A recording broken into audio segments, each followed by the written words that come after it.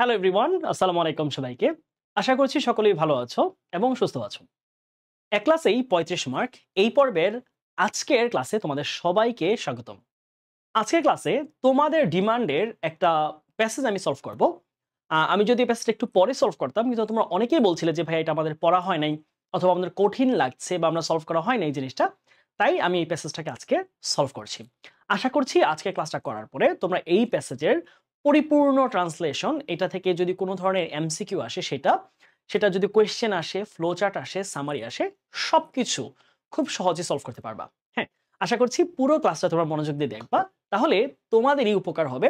এবং এইচএসসির জন্য এই ক্লাসটা করলে আশা করছি তোমার যদি আগে কখনো এই প্যাসেজটা পড়া নাও থাকে, তবুও তুমি ভালোভাবে শেষ করতে পারবা এবং ভালো করবা। ওকে, তাহলে শুরু করছি, চলো। হ্যাঁ, সবাই খাতা কলম নিয়ে রেডি হও, অথবা তোমার যদি বই থাকে তাহলে বই নিয়ে রেডি হও, কারণ অনেকগুলো ভোকাবুলারি আসবে, অনেকগুলো গ্রামাটিক্যাল টার্মস আসবে, প্রত্যেকটা জিনিসকে আমরা ধরে ধরে এখানে কমপ্লিট করাই দিব। ঠিক আছে, ওকে।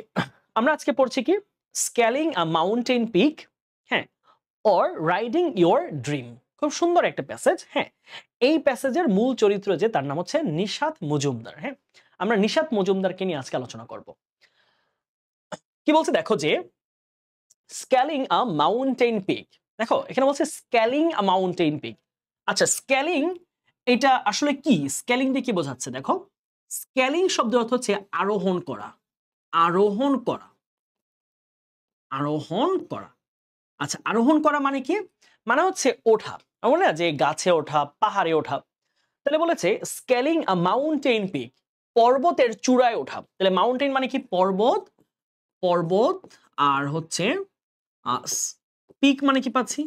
পিক শব্দের অর্থ হচ্ছে চূড়া, চূড়া। এটার অনেকগুলো সিনোনিম আসে পরীক্ষায়, প্রায় আমাদের পিকের সিনোনিম আসে। যেমন ধরো, পিকের সিনোনিম হতে পারে হচ্ছে অ্যাপেক্স, হতে পারে অ্যাপেক্স, অথবা সামিট বা জেনিথ। ওকে, এই শব্দগুলো হচ্ছে, বা পিনাকল, আর একটা শব্দ আছে খুব পরিচিত, পরিচিত না বাট পরীক্ষায় আসে, পিনাকল। অর্থ হচ্ছে কি? চূড়া, পর্বতের চূড়া বোঝায়। হ্যাঁ, যে কোনো জিনিসের সর্বোচ্চ চূড়াকে বলা হয়েছে পিনাকল, অথবা জেনিথ, অথবা হচ্ছে অ্যাপেক্স, অথবা সামিট। তাহলে বলছে যে স্কেলিং এ মাউন্টেন পিক, পর্বতের চূড়ায় আরোহণ, অর নাকি রাইডিং ইউর ড্রিম, নাকি তোমার স্বপ্নের চড়া। তাহলে তুমি কি এখানে দুইটা জিনিসকে দেখো, খুব সুন্দর একটা কম্পারিজন করা হয়েছে, যে এই যে মাউন্টেন পিকে চড়াটা, মাউন্টেনের পর্বতের চূড়ায় চড়াটাকে একজন মানুষের স্বপ্নে আরোহণ করার সাথে একটা সম্পর্ক করা হচ্ছে। রাইড অর্থ কি? রাইড অর্থ হচ্ছে কোনো জিনিসের উপর আরোহণ করা। হ্যাঁ, একই জিনিস, স্কেলিং আর রাইডিং একই জিনিসকে বোঝায়। হ্যাঁ, বা চড়া, চড়া। তাহলে বলছে যে পর্বতের চূড়ায় আরোহণ করা, নাকি নিজের স্বপ্নকেই, স্বপ্নের উপর ভর করে চড়ে বেড়ানো। তাই না? আমরা গাড়িতে চড়া বলি, আমরা বাইকে চড়া বলি, সাইকেলে চড়া বলি। এখানে বলছে নিজের স্বপ্নের উপর ভর করে চড়া। বুঝা গেল? এই হচ্ছে আমাদের কনসেপ্ট। তাহলে আজকে আমরা এমন একটা স্বপ্ন নিয়ে কথা বলবো, এমন এক স্বপ্ন জয়ের গল্প শুনবো, যে স্বপ্ন জয়ের সাথে পর্বতের চূড়ায় আরোহণ করার একটা অঙ্গাঅঙ্গি সম্পর্ক রয়েছে। ওকে, এটা একটা মজার ব্যাপার আছে। এটা এখনো পর্যন্ত কোনো বোর্ডে ওইভাবে আসে নাই। তবে প্রত্যাশা করছি, যেহেতু এটা নারীদের উইমেন এম্পাওয়ারমেন্টের সাথে জড়িত একটা পড়া, বা নারীদের অনুপ্রেরণার সাথে জড়িত একটা পড়া, তাহলে পরীক্ষায় আসতেই পারে। আমরা বাদ দেওয়ার কোনো সুযোগ আসলে নাই। আমরা এখানে একটা ছবি দেখতে পাচ্ছি। দেখো, ছবিটা লেখাটা আগে খেয়াল করো। আবারও হিমালয়ের পথে এভারেস্ট জয়ী নিশাত। আবারও, এই শব্দটা বেশ ইম্পর্টেন্ট। আবারও শব্দের মানে কি বলতো? আবারও মানে হচ্ছে এগেইন, রাইট? তাহলে এগেইন কখন ইউজ করি? যখন একটা কাজ একবার হয়েছে সেটা আবার করা বোঝাচ্ছে। একই রকম জিনিস আবার করা বোঝাতে আমরা এগেইন বলি।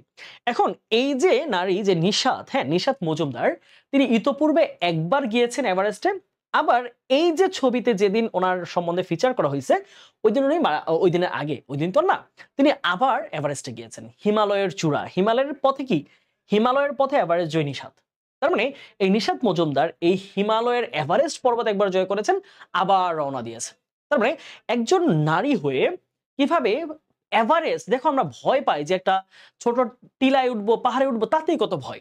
সেই জায়গায় তিনি এত কনকনে শীতল বরফে আচ্ছাদিত পৃথিবীর সর্বোচ্চ শৃঙ্গ এভারেস্টে আরোহণ করেছেন, আবার যাচ্ছেন আরোহণ করতে।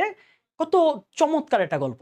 সো এই গল্পটা আশা করছি আমাদের নারীদের তাদের স্বপ্নকে আরো বড় করতে, স্বপ্নকে আরো বেশি জোরালোভাবে দেখতে, নিজের স্বপ্নের উপর অটুট থাকতে এবং কঠিনভাবে সেই স্বপ্নের জন্য কাজ করতে তাদেরকে উদ্বুদ্ধ করবে, অনুপ্রাণিত করবে। ওকে, চলো আমরা প্যাসেজের লাইনে চলে যাই। হ্যাঁ, okay. Nishat Majumdar, a Bangladeshi women in her early 40s। Okay, খেয়াল করো, যখন একটা নাউনের পরে উভয় পাশে কমা দিয়ে একটা ফ্রেজ বলা থাকে সেটাকে বলা হয়েছে অ্যাপোজিটিভ। কি বলে এটাকে? অ্যাপোজিটিভ। আচ্ছা, অ্যাপোজিটিভ জিনিসটাকে আমরা একটু ক্লিয়ার করছি। অ্যাপোজিটিভ, হ্যাঁ, অ্যাপোজিটিভ কখন বলা হয়? ধরো একটা নাউন, যে বললাম যে doctor Mohammad Yunus, the current interim government, the chief of interim government of Bangladesh. তাহলে কি হলো? ডক্টর ইউনূসের সাথে আমি একটা তথ্য যুক্ত করলাম, কি? দ্য প্রেজেন্ট অথবা the current chief of the interim government of Bangladesh. তাহলে বাংলাদেশের মানে যে অন্তর্বর্তী সরকারের প্রধান। তাহলে এই যে একটা মানুষের সাথে বা একটা জায়গার সাথে বা যে কোনো জিনিসের সাথে যখন তার ব্যাখ্যামূলক একটা ফ্রেজ অ্যাড করি, ওইটাকে বলা হয় হচ্ছে একটা অ্যাপোজিশন বা অ্যাপোজিটিভ। অ্যাপোজিটিভের উভয় পাশে কমা থাকবে, এটা খেয়াল রাখবা। তাহলে কি বলেছে দেখো, Nishat Majumdar, a Bangladeshi women in her early 40s। Nishat Majumdar একজন বাংলাদেশি নারী যিনি তার আর্লি 40s এ আছেন, অর্থাৎ তার বয়সটা বোঝানো হয়েছে। খেয়াল করো, আর্লি 40s বলতে আসলে কোন বা কতটুকু বয়সের পিরিয়ডটাকে বোঝায়। খেয়াল করো, আর্লি 40s বা লেটার 40s দুইটা পার্ট আছে। হ্যাঁ, আর্লি 40s হচ্ছে 31 থেকে 35 পর্যন্ত, আর লেটার 40s কত? লেটার 40s হচ্ছে 36 থেকে 40 পর্যন্ত। বুঝা গেল? এটা বলেছে লেটার 40s। তাহলে আমি কি পাচ্ছি যে বাংলাদেশি একজন নারী নিশাত মজুমদার, যার বয়স হচ্ছে 31 থেকে 35 এর মধ্যে, ইজ আ স্পোর্টস আইকন। তিনি একজন ক্রীড়া, কি বলা যায়, ক্রীড়া তারকা, ক্রীড়ার তারকা। তার মানে ক্রীড়া বলতে কি বুঝি? খেলা, তাই না? তাহলে খেলার জগতে, ক্রীড়ার জগতে যে কোনো কিছু হতে পারে, ক্রিকেট, ফুটবল, অনেক কিছু হতে পারে। সেই সবকিছু ক্রীড়ার জগৎ যদি চিন্তা করি নারীদের বাংলাদেশে, তাহলে সেখানে একজন স্টার, তারকা হচ্ছে নিশাত মজুমদার। তাহলে আইকন মানে কি বলতে পারো? হচ্ছে তারকা, তারকা, হ্যাঁ, অথবা কি বলতে পারো? স্টার। আচ্ছা, তার মানে বোঝাচ্ছে যে তিনি একজন স্টারের মতো। তিনি মানুষ যে জিনিসটা খুব প্রশংসা করে, মানুষ সবাই তাকে চেনে, অনেক মানুষ তাকে চেনে, তার প্রশংসা করে, তিনি হচ্ছেন একজন স্টার। হ্যাঁ, আমরা ক্রিশ্চিয়ানো রোনালদোর কথা চিনি, আমরা লিওনেল মেসির কথা চিনি, আমরা মাইকেল ফেলপসের কথা চিনি। তাহলে তারা কি? তারা হচ্ছে স্পোর্টস জগৎ যদি চিন্তা করি, তারা হচ্ছে star, icon. She comes of, এখানে একটা গ্রুপ ভার্ব আছে, একটা সুন্দর ফ্রেজ আছে, দেখো। কাম অফ অর্থ হচ্ছে জন্মগ্রহণ করা। কাম অফ অর্থ কি? জন্মগ্রহণ করা, জন্মগ্রহণ করা। বলেছে she comes of a modest background. Modest মানে কি? মধ্যবিত্ত। হ্যাঁ, মধ্যবিত্ত, সাধারণ। ব্যাকগ্রাউন্ড এখানে একটা নাউন, আর মোডেস্ট হচ্ছে একটা অ্যাডজেক্টিভ। অর্থ কি পাচ্ছি বলতো? অর্থ হচ্ছে একেবারে সাধারণ বা সাদামাটা অথবা মধ্যবিত্ত। হ্যাঁ, মধ্যবিত্ত। তাহলে বলেছে যে he comes of a modest background, অর্থাৎ তিনি একটি খুবই মধ্যবিত্ত পরিবার, মধ্যবিত্ত ব্যাকগ্রাউন্ড থেকে উঠে এসেছেন, মধ্যবিত্ত পরিবারে জন্মগ্রহণ করেছেন। Her father is a businessman, তার বাবা একজন ব্যবসায়ী। বর্তমানের কথা বলা হচ্ছে, দেখো বর্তমানে, প্রেজেন্ট টেন্সের কথা। বর্তমানে তিনি, বাবা একজন ব্যবসায়ী, and her mother is a housewife, এবং তার মা একজন গৃহিণী। তাহলে সাধারণ, বাবা ব্যবসায়ী, মা গৃহিণী, একদম সাধারণ একটি পরিবার। She is the second of 4 siblings. আচ্ছা, সিবলিংস ওয়ার্ডটা আমি একটু খেয়াল করব। সিবলিংস ওয়ার্ডটা কখনো কিন্তু সিঙ্গুলার হয় না। হ্যাঁ, সিবলিংস, ভাই বোন।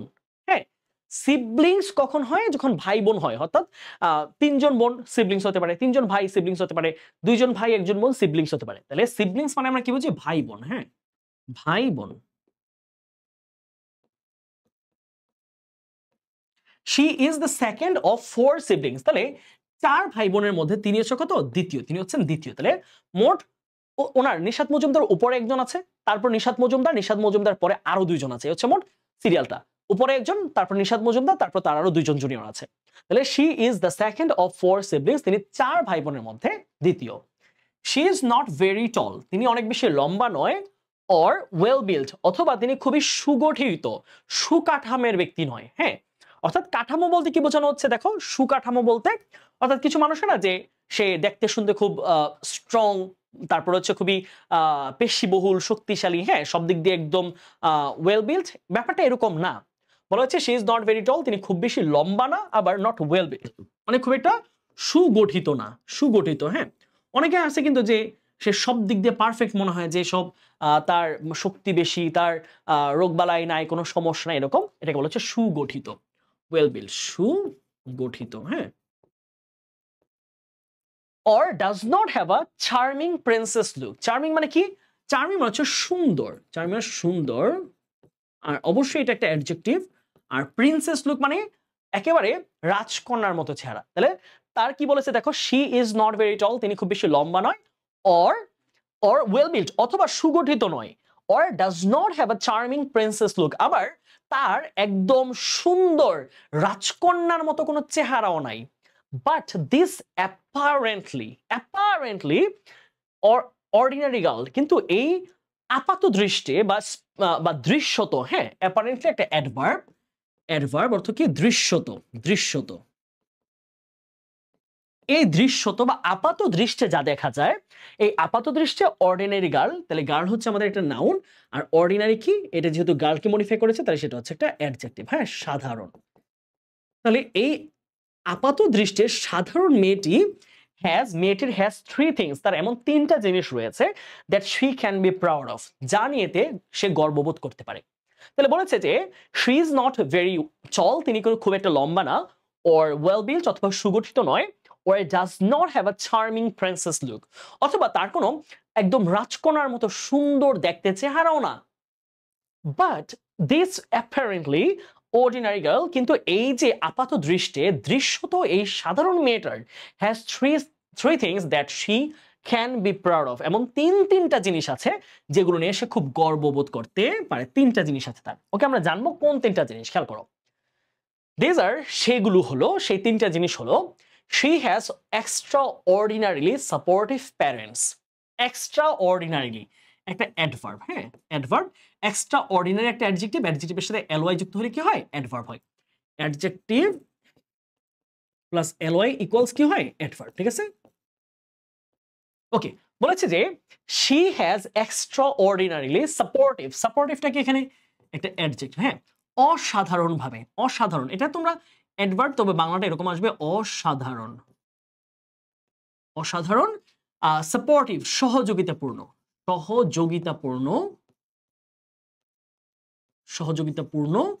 প্যারেন্টস মানে বাবা মা রয়েছে।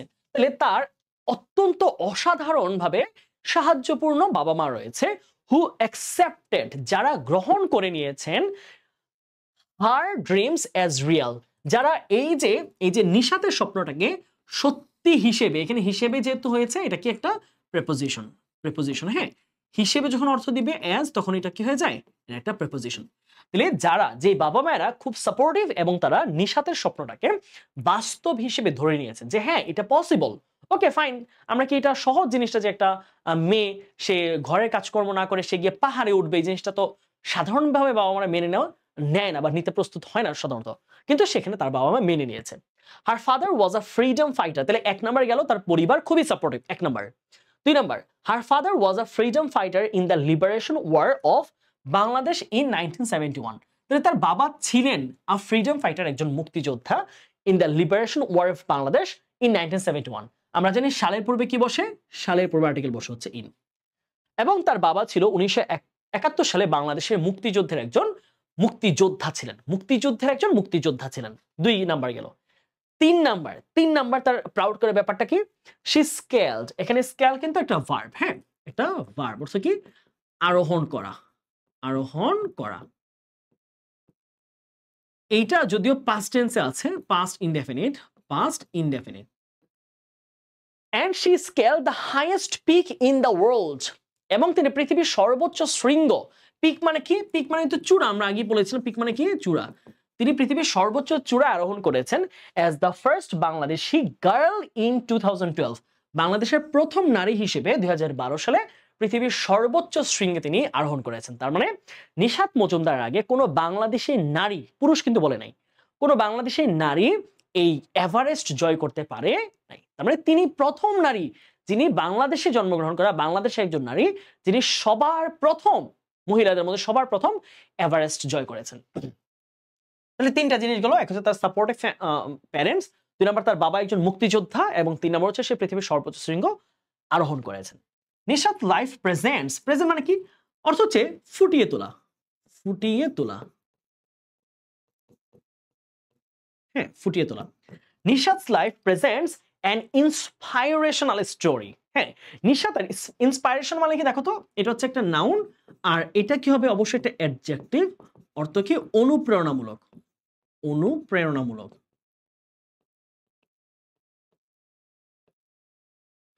তো বলছে Nishat's life presents an inspirational story, নিশাদের জীবনটা ফুটিয়ে তোলে একটা অনুপ্রেরণামূলক গল্পকে, that the youth in Bangladesh need to know, যেই গল্পটা বাংলাদেশের যুব সমাজের জানা দরকার। তার নিশাতের গল্পটা এত অনুপ্রেরণামূলক, এটা আমাদের দেশে যে কিশোর কিশোর রয়েছে, যুবক যুবতীরা রয়েছে, তাদের জানা দরকার, তাদেরও ইন্সপায়ার হওয়া দরকার। ওকে, তারপর আসি। Nishad was born on 5 January 1981 in a village called Teuri, তেওরি নামক গ্রামে। ওকে, খেয়াল করো কি বলেছে।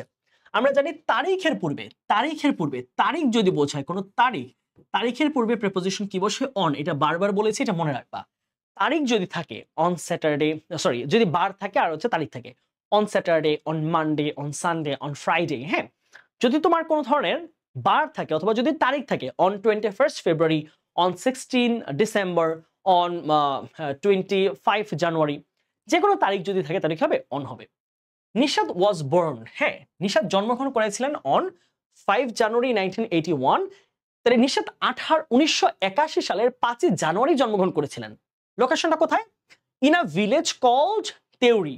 তাহলে তেওরি নামক একটা গ্রামে, তেওরি নামের একটা গ্রামে তিনি জন্মগ্রহণ করেছেন, which is situated, যেটা অবস্থিত in Ramganj upazila in Lakshmipur district. আমরা ইংলিশে লক্ষ্মীপুর বলি, বাট আমরা যেহেতু ক্ষী উচ্চারণ করতে পারি এটাকে আমরা লক্ষ্মীপুর বলবো। তাহলে লক্ষ্মীপুর জেলার রামগঞ্জ উপজেলার তেওরি নামক গ্রামে 1981 সালের 5 জানুয়ারি নিশাত মজুমদার জন্মগ্রহণ করেন। দেখো পেছন থেকে টেনে আনো যে রামগঞ্জ জেলার লক্ষ্মীপুর জেলার রামগঞ্জ উপজেলার তেওরি নামক গ্রামে 1981 সালের 5 জানুয়ারি নিশাত মজুমদার জন্মগ্রহণ করেন। তোমরা যদি এভাবে সেন্টেন্সকে বাংলায় ট্রান্সলেট করা শিখো, একটা কথা বলি খুব গুরুত্বপূর্ণ। আমরা অনেকেই এমন আছো, তোমরা অনেকেই কলেজে পড়াশোনা করেছো, তোমরা সেন্টেন্সকে ট্রান্সলেট করতে পারো না, সেন্টেন্সের সঠিক বাংলা করতে পারো না, যার দরুন তোমরা বানিয়ে ফ্রি হ্যান্ড রাইটিং করতে পারো না, তোমরা বানিয়ে একটা প্যারাগ্রাফ লিখতে পারো না, তোমরা অনেকে আসছো যে অ্যাপ্লিকেশন লিখতে পারো না, তোমরা একটা লেটার লিখতে পারো না। হ্যাঁ, এই সমস্যা থেকে উত্তরণের উপায় একমাত্র এবং সবচেয়ে ইফেক্টিভ উপায় হচ্ছে তুমি যখন প্যাসেজ সলভ করছো সেই প্যাসেজকে বুঝে বুঝে ট্রান্সলেট করার চেষ্টা করবা। হ্যাঁ, অর্থাৎ তুমি প্রথম প্রথম ভাঙবা, ছোট ছোট অংশে ভাঙবা। যেমন ধরো নিশাত ওয়াজ বর্ন অন 5 জানুয়ারি 1981, নিশাত জন্মগ্রহণ করেছিলেন 1981 সালে, ইন আ ভিলেজ একটি গ্রামে, কল্ড বলা হয় বা নাম তেওরি, তাহলে তেওরি এটুকু বলো। তাহলে নিশাত তেওরি নামক গ্রামে 1981 সালে 5 জানুয়ারি জন্মগ্রহণ করেন। এবার আরেকটু বাড়াও, which is situated in Ramganj উপজেলা, যেটা কিনা অবস্থিত রামগঞ্জ উপজেলায়, ইন লক্ষ্মীপুর ডিস্ট্রিক্ট, লক্ষ্মীপুর জেলার।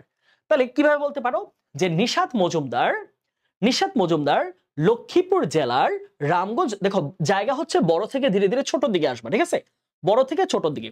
তাহলে নিশাত মজুমদার লক্ষ্মীপুর জেলার রামগঞ্জ উপজেলার তেওরি নামক গ্রামে 1981 সালের 5 জানুয়ারি জন্মগ্রহণ করেছেন। এভাবে যখন তুমি সেন্টেন্সকে ট্রান্সলেট করতে পারবা বা ট্রান্সলেট করা শিখবা, গুরুত্ব দিবা এভাবে, তাহলে যেটা হবে তোমার লেখার এক ধরনের যোগ্যতা, তোমার লেখার এক ধরনের স্কিল তৈরি হবে, যেটা দিয়ে কোনো ধরনের প্যারাগ্রাফ তুমি মুখস্থ না করেই শব্দ চয়ন ঠিক রেখে, বানান ঠিক রেখে তুমি সুন্দর একটা প্যারাগ্রাফ লিখতে পারবা, এবং তুমি সেখানে দেখা যায় 15তে তুমি হয়তো 10 আপও পেতে পারো। যদি সেটা 2-3 বার রিভিশনে থাকে তাহলে হয়তো তুমি 15তে 13-14 পাওয়া সম্ভব। ওকে, এটা একটু মাথায় রাখবা। আচ্ছা, এবার আসো, she completed V2 past indefinite sentence, she completed her schooling। এখানে দেখো হারকে আমরা বলি হচ্ছে পজিটিভ অ্যাডজেক্টিভ, কি বলি? পজিটিভ, আমি পুরোটাই লিখছি পজিটিভ অ্যাডজেক্টিভ। ওকে, এটা প্রোনাউনের একটা ধরন। পজিটিভের পরে সবসময় কি হয়? নাউন হয়। স্কুলিং একটা অ্যাবস্ট্রাক্ট নাউন। বলেছে শি কমপ্লিটেড হার স্কুলিং, সে তার পড়াশোনা শেষ করেছে from Bottomley home girls high school in 1997, 1997 সালে। তাহলে এটা হচ্ছে হাই স্কুলে পড়াশোনা, মানে এসএসসি। তিনি 1997 সালে, সালটা আগে বলবা, তিনি 1997 সালে বটমলে হোম গার্লস হাই স্কুল থেকে তার পড়াশোনা শেষ করেছে। পড়াশোনা বলতে যেহেতু হাই স্কুল, আমরা বুঝি এখানে মেট্রিক পাস করেছেন। ওকে, অ্যান্ড পাস্ট এইচএসসি, এবং এইচএসসি পাস করেছেন from Shahid Anwar girls college in 1999, এবং 1999 সালে ঢাকার শহীদ আনোয়ার গার্লস কলেজ থেকে তিনি এইচএসসি পাস করেছেন, উচ্চ মাধ্যমিক পাস করেছেন। তাহলে মাধ্যমিক, উচ্চ মাধ্যমিক। তাহলে মাধ্যমিক আমরা কি পাচ্ছি 6 to 10, আর 11-12 হচ্ছে উচ্চ মাধ্যমিক। সে আর্নড, তিনি অর্জন করেছেন। এখানে আর্ন মানে কিন্তু কোনো টাকা উপার্জন করা না। হ্যাঁ, উপার্জন কখন হবে? যখন জিনিসটা টাকা। আর্ন শব্দটা যখন টাকার সাথে বসবে তখন হচ্ছে উপার্জন। আর এটা যদি কোনো হয় ধরো কোনো ডিগ্রি অর্জন করা, কোনো সম্মান অর্জন করা, কোনো একটা শ্রদ্ধা অর্জন করা, তাহলে সেটা হবে হচ্ছে অর্জন। তাহলে সি আর্নড, এটা কি? এটা V2 তে আছে, অর্জন করা, অর্জন করা। She earned her bachelor's and master's degrees. তিনি তার স্নাতক ও স্নাতকোত্তর, হ্যাঁ, অনার্সকে আমরা কি বলি, বা ব্যাচেলরকে স্নাতক, তিনটা স্নাতক ও স্নাতকোত্তর, তিনি তার স্নাতক ও স্নাতকোত্তর ডিগ্রি অর্জন করেছেন in accounting from Dhaka city college. Dhaka city college থেকে অ্যাকাউন্টিং, আমরা যাকে বলে বাংলায় হিসাব বিজ্ঞান বিভাগ, তাহলে ঢাকা সিটি কলেজ থেকে হিসাব বিজ্ঞান বিভাগে তিনি স্নাতক ও স্নাতকোত্তর ডিগ্রি অর্জন করেছেন। অ্যান্ড কারেন্টলি, কারেন্টলি একটা অ্যাডজেক্টিভ এখানে, বর্তমানে, হ্যাঁ, না এটা হচ্ছে অ্যাডভার্ব অফ টাইম। কারেন্টলি বর্তমানে, এটা হচ্ছে একটা অ্যাডভার্ব অফ টাইম, বর্তমানে, বর্তমানে। এবং তিনি বর্তমানে কি করছেন? বর্তমানে কি করছেন? And currently works for Dhaka Wasa as an accountant. Accountant বানানটা মনে রাখবো, অর্থ হচ্ছে হিসাব রক্ষক, হিসাব রক্ষক। তিনি একজন হিসাব রক্ষক হিসেবে ঢাকা ওয়াসায় বর্তমানে কাজ করেন। ওকে, পুরো লাইনটা একবার খেয়াল করো যে she earned her bachelor's and master's degrees in accounting from Dhaka City College. তিনি ঢাকা সিটি কলেজ থেকে হিসাব বিজ্ঞানে স্নাতক ও স্নাতকোত্তর ডিগ্রি অর্জন করেছেন, and currently works for Dhaka Wasa as an accountant, এবং একজন হিসাব রক্ষক হিসেবে ঢাকা ওয়াসা, যে পানি নিয়ে যারা কাজ করে ওই প্রতিষ্ঠানে একজন হিসাব রক্ষক হিসেবে বর্তমানে তিনি কাজ করছেন। তিনি এখন বেঁচে আছেন। তারপর আসি, she is also interested in, এখানে সুন্দর একটা ফ্রেজ মনে রাখো, ফ্রেজ না প্রেপোজিশন, ইন্টারেস্টেড ইন সামথিং অর্থ হচ্ছে কোনো কিছুতে আগ্রহী। খেয়াল করো, আমি যদি বলি যে I am interested in cricket, অর্থাৎ আমি ক্রিকেটে আগ্রহী। she is interested in cooking, সে রান্নায় আগ্রহী। they are interested in speaking, তারা কথা বলাতে আগ্রহী। you are interested in making noise, তুমি শব্দ করাতে খুব বেশি আগ্রহী। অনেকে আছে না খুব বেশি মানে পক পক পক করে কথা বলতেই থাকে, সেটা হচ্ছে শব্দ তৈরি করাতে। ওকে, তারপর হচ্ছে she is also interested in different languages and cultures of the world. তাহলে কি বলছে দেখো, she is interested in, তিনি আগ্রহী কিসে? in different language, বিভিন্ন ভাষা, and cultures, সংস্কৃতি of the world, তিনি পৃথিবীর বিভিন্ন ভাষা ও সংস্কৃতির প্রতিও তিনি বেশ আগ্রহী। তার মানে বিভিন্ন দেশে বিভিন্ন ভাষা, বিভিন্ন সংস্কৃতি, বিভিন্ন কাপড় চোপড়, বিভিন্ন রকম চাল চলন, বিভিন্ন রকম খাদ্যাভ্যাস, বিভিন্ন রকম সাহিত্য, এই সব কিছুর প্রতি তার এক ধরনের আগ্রহ আছে। and has enrolled, present perfect tense, হ্যাঁ, ভর্তি হওয়া, ভর্তি হওয়া, এবং enrolled for her MA in Japanese studies at Dhaka University, এবং তিনি ঢাকা বিশ্ববিদ্যালয়ের জাপান ভাষা শিক্ষা বিভাগে MA বা মাস্টার্স অফ আর্টস এ ভর্তি হয়েছেন। তার মানে তিনি যে বিভিন্ন দেশের সংস্কৃতি, ভাষা শেখার প্রতি তার যে একটা আগ্রহ রয়েছে, সেটার জন্য তিনি ঢাকা ভার্সিটি, এটা IML বলা হয়, আমাদের ঢাকা ভার্সিটির নাম হচ্ছে IML, হ্যাঁ, জাপানি স্টাডিজ, এটা হচ্ছে IML এর মধ্যে। হ্যাঁ, IML মানে কি? International modern language. ওকে, তাহলে জাপানি ভাষা বিভাগে তিনি MA তে আবার ভর্তি হয়েছেন ভাষা শেখার জন্য। ফর আস, আমাদের জন্য, নিশাতস লাইফ, নিশাত এর জীবন, কামস অ্যাক্রস, কাম অ্যাক্রস মানে কি? উঠে আসা, বা কাম অ্যাক্রস হচ্ছে আমাদের কাছে মনে হওয়া, আমাদের কাছে উপলব্ধ হওয়া, উপলব্ধ হওয়া। আমাদের কাছে নিশাতের জীবনটা উপলব্ধ হয় অ্যাজ এ স্পেশালি সিগনিফিক্যান্ট, অত্যন্ত বা বিশেষ গুরুত্বপূর্ণ হিসেবে, তাহলে বিশেষ তাৎপর্যপূর্ণ হিসেবে। নিশাতের জীবনটা আমাদের কাছে বিশেষ তাৎপর্যপূর্ণ, সিগনিফিক্যান্ট মানে কি? তাৎপর্যপূর্ণ। নিশাতের জীবনটা আমাদের কাছে বেশ তাৎপর্যপূর্ণ মনে হয়, বিকজ ইট টেলস আস, কারণ তার জীবনটা আমাদেরকে বলে, how the influence of one person, কিভাবে একজন ব্যক্তির প্রভাব ক্যান মোটিভেট, অনুপ্রাণিত করতে পারে সামওয়ান, অন্য কাউকে, টু ড্রিম বিগ, ভালো স্বপ্ন দেখতে, বড় স্বপ্ন দেখতে। তাহলে পুরোটা জিনিসকে আবার আনো। For us Nishat's life comes across as specially significant. তাহলে আমাদের কাছে নিশাদের জীবনটাকে উপলব্ধ হয় বিশেষভাবে তাৎপর্যপূর্ণ হিসেবে। নিশাদের জীবনটাকে আমাদের কাছে বিশেষভাবে তাৎপর্যপূর্ণ হিসেবে এখানে এস কি এস হচ্ছে একটা প্রিপোজিশন, ঠিক আছে, হিসেবে অনুভূত হয়, উপলব্ধ হয়। বিকজ কারণ, তাহলে কারণটা কি? কারণ হচ্ছে এখানে একটা কনজাংশন। কারণ কি? এটা কনজাংশন। সে কি করেছে? দুইটা কথাকে যুক্ত করেছে, কনজাংশন। কারণ ইট টেলস আস, কারণ তার জীবনটা আমাদেরকে বলে হাউ দ্য ইনফ্লুয়েন্স, ইনফ্লুয়েন্স একটা নাউন, দেখো দা এবং অফের মাঝখানে যে একটা শব্দ আছে সেটা একটা কি? সেটা একটা নাউন। তাহলে ইনফ্লুয়েন্স অর্থ কি? প্রভাব। কিভাবে একজনের প্রভাব, একজন ব্যক্তির প্রভাব can of one person can motivate someone to dream big, কিভাবে একজন ব্যক্তির প্রভাব অন্য আরেকজনকে বড় স্বপ্ন দেখতে অনুপ্রাণিত করতে পারে। বুঝা গেল? ওকে, তার পরের পেজ আমরা যাই। হ্যাঁ, খেয়াল করো। As the daughter of a freedom fighter, একজন মুক্তিযোদ্ধার সন্তান হিসেবে নিশাদ হ্যাড টু ফেস, এখন হ্যাড টুকে আমরা কি বলি? হ্যাড টু হচ্ছে একটা মোডালের মতো কাজ করে। হ্যাড টুর পরে বা হ্যাভ টুর পরে বা হ্যাজ টুর পরে মাথা রাখবা। সেটা হ্যাড টু হোক, সেটা হ্যাভ টু হোক, অথবা সেটা হ্যাজ টু হোক, অবশ্যই এই তিনটার পরে কি হবে? এই তিনটার পরে সবসময় মাথা রাখবে ভার্বের বেস ফর্ম হবে, ভার্বের বেস ফর্ম। তিনি বলেছে she had to face many obstacles. Obstacles মানে কি? বাধা বা বিপত্তি, বাধা বা বিপত্তি, ঠিক আছে, বাধা বা বিপত্তি।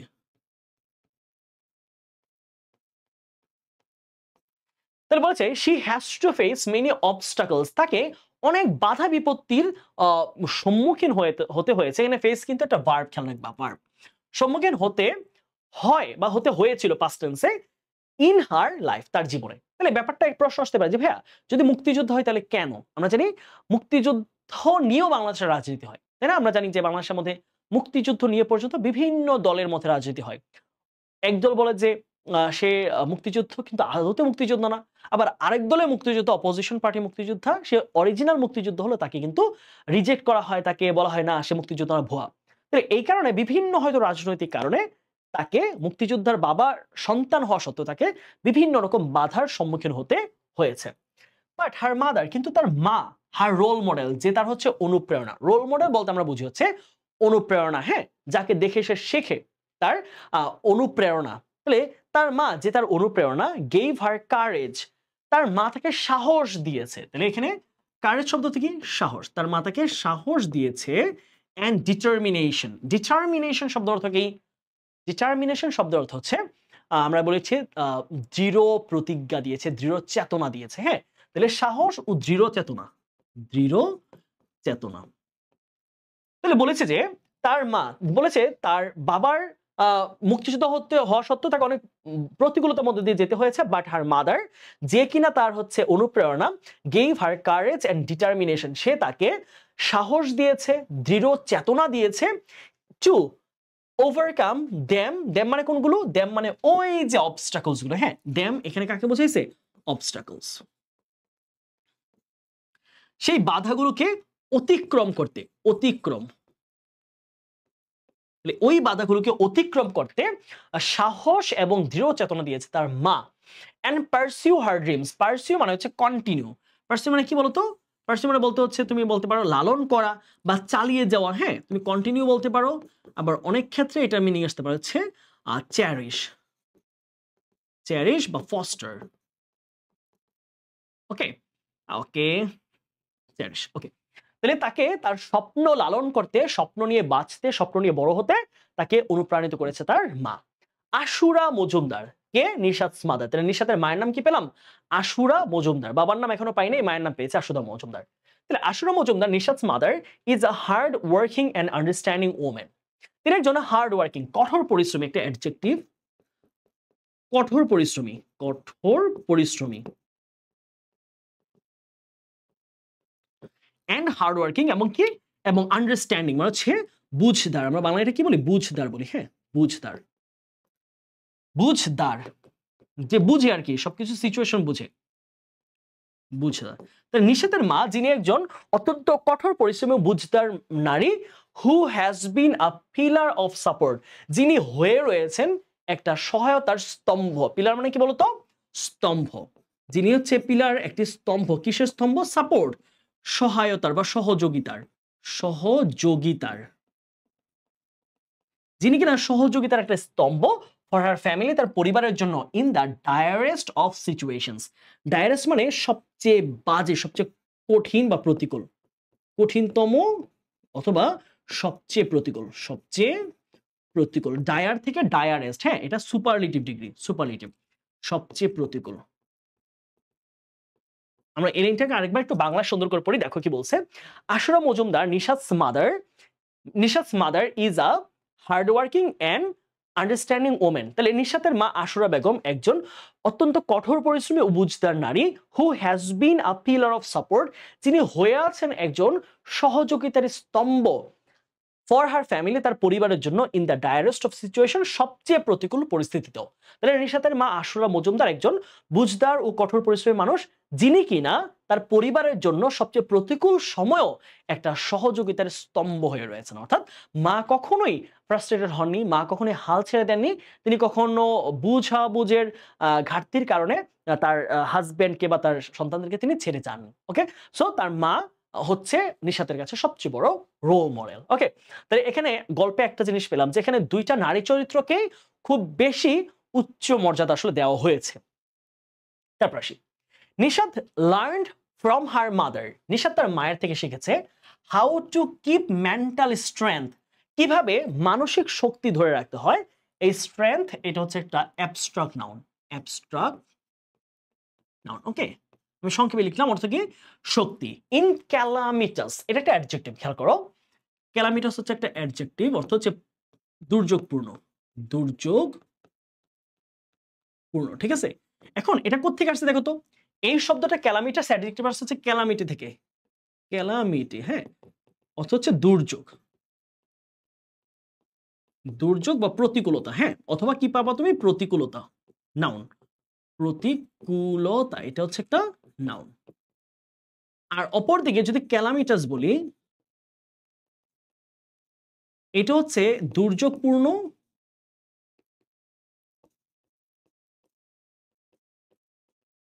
দুর্যোগপূর্ণ অথবা প্রতিকূল, এটা হচ্ছে একটা অ্যাডজেক্টিভ, ঠিক আছে, এটা হচ্ছে একটা অ্যাডজেক্টিভ। তাহলে কি পাচ্ছে দেখো যে Nishat learned from her mother how to keep mental strength in calamitous moments of life. Nishat তার মায়ের থেকে শিখেছে কিভাবে জীবনের প্রতিকূল পরিবেশে মানসিক শক্তি ধরে রাখতে হয়, কিভাবে জীবনের অত্যন্ত দুর্যোগপূর্ণ সময়ে কিভাবে মানসিক শক্তিকে ধরে রাখতে হয়, সেটা সে তার মায়ের থেকে শিখেছে।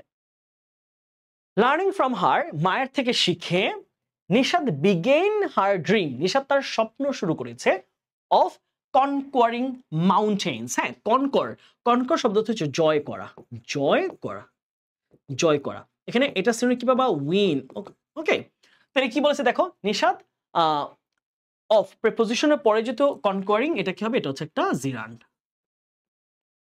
তাহলে কি বলেছে আমরা একটু খেয়াল করি লাইনটা, যে লার্নিং ফ্রম হার, মায়ের থেকে শিখে বা তার থেকে শিখে, সে মানে কি মা, Nishat began her dream of conquering mountains, Nishat পর্বত জয় করার স্বপ্ন নিয়ে কাজ শুরু করে দিল মায়ের থেকে শেখার পরে, যে মা এত বেশি দুর্যোগপূর্ণ পরিস্থিতিতে শক্ত থাকতে পারে, মা অত্যন্ত মেন্টালিস্ট, অত্যন্ত স্ট্রং, এই জায়গাতে চিন্তা করে নিশাত শিখেছে এবং সে তার স্বপ্ন জয়ের জন্য রওনা দিল, শুরু করলো। Have you heard of Superman, আমরা একজন একটা কাল্পনিক চরিত্র বলি অথবা মুভির চরিত্রের কথা শুনবো। Have you heard of Superman, present perfect tense খেয়াল করো। Have you heard, have you heard, have বা হ্যাজ এর পরে যদি প্রেজেন্ট পারফেক্ট হয়, V3 হয়, তাহলে সেটা টেন্স কি? প্রেজেন্ট পারফেক্ট টেন্স, ঠিক আছে। Have you heard of Superman, তুমি কি সুপারম্যানের কথা শুনেছো? অ্যান্ড দ্য হলিউড ফিল্ম, তাহলে ওই যে সুপারম্যান নামক ব্যক্তি অথবা সুপারম্যান নামক ছবির কথা, হলিউড ছবির কথা, শোয়িং হিজ অ্যাডভেঞ্চার্স, যেই ছবিতে সুপারম্যান নামক চরিত্রটা তার অ্যাডভেঞ্চার, তার যেই দুর্যোগপূর্ণ যেই কার্যক্রম সেটা দেখিয়েছে, তোকে তুমি দেখেছো? আমরা অনেকেই দেখেছি। সুপারম্যান কি করেছে? বিভিন্ন মানুষ যখন ট্রেনের মধ্যে ট্রেন যে যখন হচ্ছে অ্যাক্সিডেন্ট করবে, ওই সিচুয়েশনে সে গিয়ে তার পুরো শক্তি দিয়ে সে ট্রেনকে আটকে মানুষকে বাঁচিয়েছে। সো এই যে স্বপ্ন জয় করা, সেটা হচ্ছে সুপারম্যানের কথা আমরা এখানে দেখলাম। হ্যাঁ, আচ্ছা যাই হোক, এই সুপারম্যানের কথা আমরা কি আসছে আমরা একটু দেখি চলো। Christopher Reeve, the actor who played the role of Superman in the film. তাহলে ওই ছবিতে সুপারম্যান চরিত্রে অভিনয় করা যেই অ্যাক্টর বা নায়ক, তার নাম কি ছিল? Christopher Reeve. তাহলে ক্রিস্টোফার রিভ কি করেছে? Said in a speech he gave at the Democratic national convention in 1996। তাহলে 1996 সালে ডেমোক্রেটিক ন্যাশনাল কনভেনশন নামক একটা অনুষ্ঠানে তিনি একটা স্পিচ দিয়েছিলেন। স্পিচ মানে কি? বক্তৃতা। তিনি একটি বক্তৃতা দিয়েছেন। এটা কিন্তু ওই বাংলাদেশি বক্তৃতা না, ভাইয়েরা আমার আসেন সবাই মিলে ধরি ওই দলকে, ধরি ওই দলকে মারি, হ্যাঁ ঠিক আছে, তারপর চলেন দলে দলে ভোট দিবেন, এরকম ব্যাপার না তাদের। এটা বক্তৃতা হচ্ছে একটা কোনো অকেশন, অ্যাওয়ার্ড গিভিং অকেশন হয়েছে, সেইখানে তিনি এই বক্তৃতা দিয়েছেন। ওকে, তিনি কি বলছে দেখো, so many of our dreams, আমাদের অনেক স্বপ্ন, অ্যাট ফার্স্ট সিম মানে হচ্ছে মনে হওয়া। হ্যাঁ, সিম হচ্ছে মনে হওয়া, এটাকে আমরা বলেছি লিঙ্কিং ভার্ব বা কপুলেটিভ ভার্ব। এটাকে ইংলিশে বলা হচ্ছে লিঙ্কিং ভার্ব বা কপুলেটিভ ভার্ব। ওকে, প্রথম আমাদের অনেক স্বপ্নই মনে হয় ইম্পসিবল, একদম অসম্ভব। দেন দে সিম ইমপ্রবেবল, তারপর সেগুলো মনে হয় যে আমরা কি বলি, ইমপ্রবেবল মানে হচ্ছে যে জিনিসটা ধরো তোমার অর্জনযোগ্য নয়। হ্যাঁ, অর্জনযোগ্য নয়। ইমপ্রবেবল হচ্ছে অর্জনযোগ্য নয়, অর্জনযোগ্য নয়। তারপর মনে হয় না অসম্ভব না, কিন্তু এটা অর্জন করাটা আমার পক্ষে মনে হয় সম্ভব না। অ্যান্ড দেন, এবং তারপর, when we summon the will মানে হচ্ছে ইচ্ছা বা চেষ্টা, ইচ্ছা বলতে পারো, ক্ষেত্র বিশেষকে বলতে পারো চেষ্টা। আমরা যখন আমাদের চেষ্টাটার, সামন মানে কি? যোগ করা, একত্রে করা। আমরা যখন আমাদের চেষ্টাটাকে বা ইচ্ছাটাকে একত্র করে চেষ্টা করি, they soon become inevitable, তখন সেই স্বপ্নগুলো হয়ে ওঠে অবশ্যম্ভাবী। হ্যাঁ, অর্থাৎ অপরিহার্য হয়ে ওঠে, যে এটা অর্জন করেই ছাড়বো, এটা না করা ছাড়া কোনো উপায় নাই। তাহলে ইনএভিটেবল মানে কি? অর্থাৎ অপরিহার্য, অর্থাৎ তোমার এটা লাগবেই, এটা হতেই হবে, এমন কিছুকে বলা হয় ইনএভিটেবল। ঠিক আছে, okay. This has happen to Nishat's life too, এমন একই ঘটনা নিশাতের জীবনেও ঘটেছে, যে সে প্রথম মনে করেছে কঠিন হবে না, অসম্ভব, অর্জন করা যাবে না, কিন্তু শেষ পর্যন্ত সে সেটা করেই দেখিয়েছে। এবার এই গল্পের সাথে নিশাতের সম্পর্কটা কোথায়, আমরা সেইটা একটু তুলে ধরার চেষ্টা করি। চলো। Though she had a long cherished dream to become a mountaineer স্পেলিংটা মনে রাখবা, পর্বত আরোহী। হ্যাঁ, এটার বাংলা কি? পর্বত আরোহী। মাউন্টেনিয়ার অর্থ কি? পর্বত আরোহী, পর্বত আরোহী। হ্যাঁ, এইভাবে বলবো, পর্বত আরোহী একসাথে। মাউন্টেনিয়ারে দুইটা ই, এটা খেয়াল রাখবা। হ্যাঁ, দোটা হচ্ছে এখানটা কনজাংশন, যদিও, হ্যাঁ, দুইটা ক্লজকে যুক্ত করছে সে। Though she had a long cherished অর্থাৎ দীর্ঘদিনের লালিত, হ্যাঁ, দীর্ঘ লালিত স্বপ্ন। তাহলে লং চেরিশড ড্রিম পুরোটাকে যদি তুমি একসাথে টান দাও, তাহলে কি বলবা? দীর্ঘদিনের লালিত স্বপ্ন, দীর্ঘদিনের লালিত স্বপ্ন, দীর্ঘদিনের লালিত স্বপ্ন। ঠিক আছে, বলেছে যদিও তার দীর্ঘদিনের লালিত স্বপ্ন ছিল পর্বতারোহী হওয়ার, ইট ওয়াজ নট আনটিল, কিন্তু সেটা তখনও অতটা ছিল না, আনটিল 2003 সালের আগে এই স্বপ্নটা তেমন বেশি ছিল না তার, that she could climb the 967 metres high Keokradong. তাহলে 2003 সালে খেয়াল করো, যদিও তার পর্বতারোহী হওয়ার একটা দীর্ঘদিনের লালিত স্বপ্ন ছিল, কিন্তু সেটা স্বপ্নটা একেবারে যে সত্য ছিল এটা ছিল না। কতক্ষণ পর্যন্ত? 2003 সাল পর্যন্ত, যখন সে 967 মিটার লম্বা বাংলাদেশের অত্যন্ত উঁচু একটা পাহাড় কেওক্রাডং জয় করে ফেললো। তাহলে কেওক্রাডং জয় করার আগেও তার এই পর্বতারোহী হওয়ার স্বপ্নটা অতটা প্রবল ভাবে ছিল না। তাহলে 2003 সাল থেকে 2003 সালে যখন সে বাংলাদেশের অন্যতম উঁচু একটা পাহাড় কেওক্রাডং সে আরোহণ করে ফেললো, এটা জয় করে ফেললো, তখন তার স্বপ্নটা অত্যন্ত কঠিন হয়ে গেল, অত্যন্ত লালিত হয়ে গেল, অত্যন্ত কাছের শক্ত একটা স্বপ্ন হয়ে গেল। দ্য ক্লাইম্বিং বা ক্লাইম্বিং ইভেন্ট, এই যে কেওক্রাডোকে ওঠার এই পর্বত আরোহণ অনুষ্ঠানটা, হ্যাঁ অনুষ্ঠান বলতে পারো বা প্রতিযোগিতাটা বলতে পারো, হ্যাঁ এটা ক্লাইম্বিং, এখানে একটা কি বলে পর্বতারোহণ, পর্বতারোহণ। এই পর্বতারোহণ এই নিশাদ যেটাতে উঠেছিল 2003 সালে, ইভেন্ট ওয়াজ অর্গানাইজড, এটা প্যাসিভ সেন্টেন্স একটা, ওয়াজ অর্গানাইজড এটা আয়োজিত হয়েছিল, হ্যাঁ আয়োজন করেছিল না, আয়োজিত হয়েছিল, আয়োজিত হয়েছিল, এটা আয়োজিত হয়েছিল, এটা কোন টেন্সে আছে, প্যাসিভের, প্যাসিভের এটা হচ্ছে পাস্ট সিম্পল, ঠিক আছে পাস্ট সিম্পল বা পাস্ট ইনডেফিনিট তোমরা বলে থাকো, 129th মে 2003।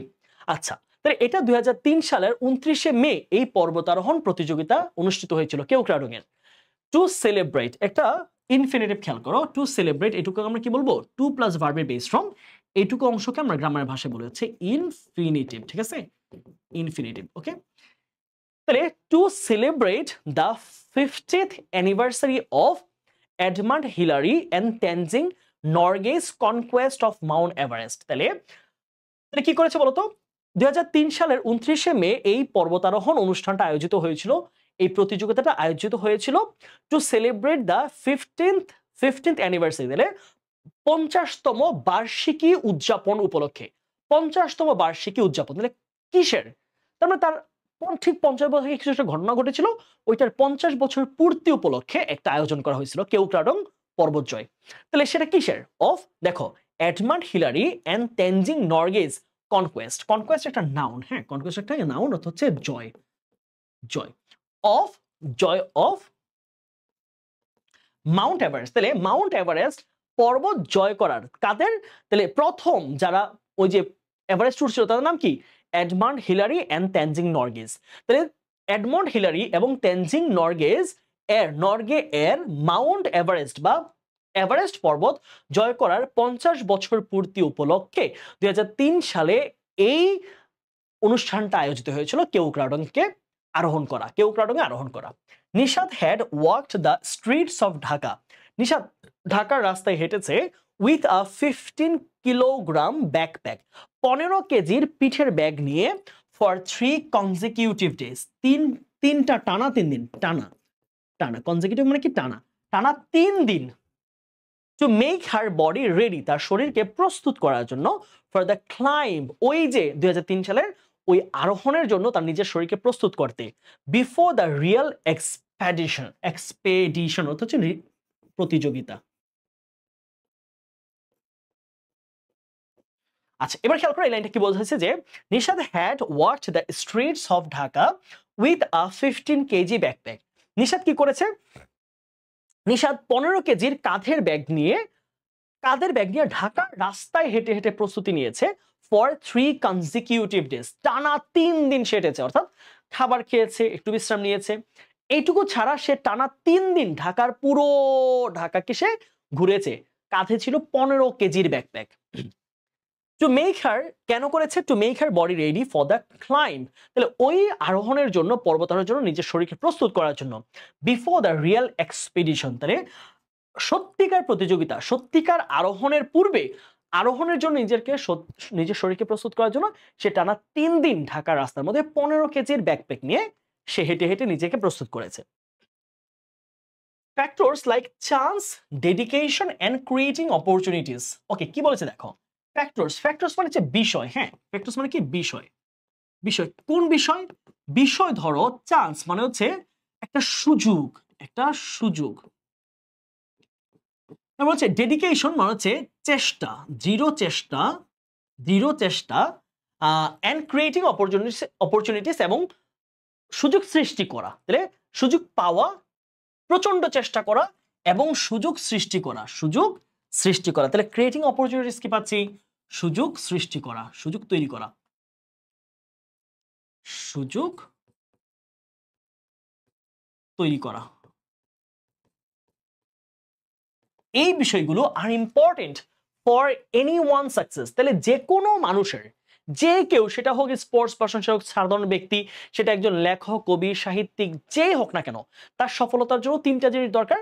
তাকে আগে কিছু কিছু জায়গায় সুযোগ পেতে হবে, অর্থাৎ মানুষজন তাকে সুযোগ দিবে যে কাজটা করো, এবং তাকে সেই জায়গায় ডেডিকেশন দিতে হবে, এবং ওই ডেডিকেশন দিয়ে সে আরো নতুন নতুন অপরচুনিটি ক্রিয়েট করতে হবে। এটা যে কোনো কাজের জন্য দরকার।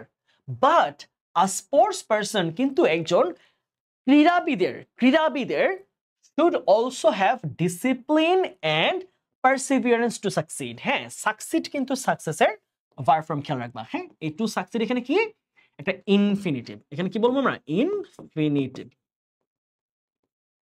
আচ্ছা, এখানে কি পাচ্ছি, পারসিভিয়ারেন্স, স্পেলিংটা খুবই ইম্পর্টেন্ট, ভেরি ভেরি, এটাকে আমি স্টার মার্ক দিয়ে রাখছি। তোমরা অনেকে স্পেলিংটা একাডেমিকে শিখো না, তোমাদের অ্যাডমিশনে গিয়ে তোমরা আটকায় যাও। হ্যাঁ, এটা খুব ইম্পর্টেন্ট একটা ওয়ার্ড। হ্যাঁ, স্পেলিং। পারসিভিয়ারেন্স মানে কি, অধ্যবসায়, বারবার চেষ্টা করা, অধ্যবসায়।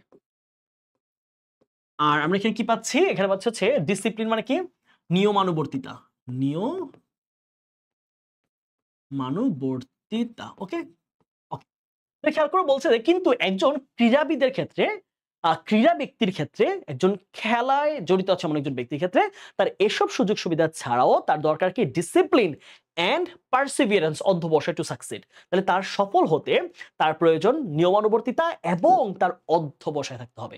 প্রতিদিন চেষ্টা করতে হবে, একবার না পারলে আরেকবার, একবার না পারলে আরেকবার চেষ্টা করতে হবে।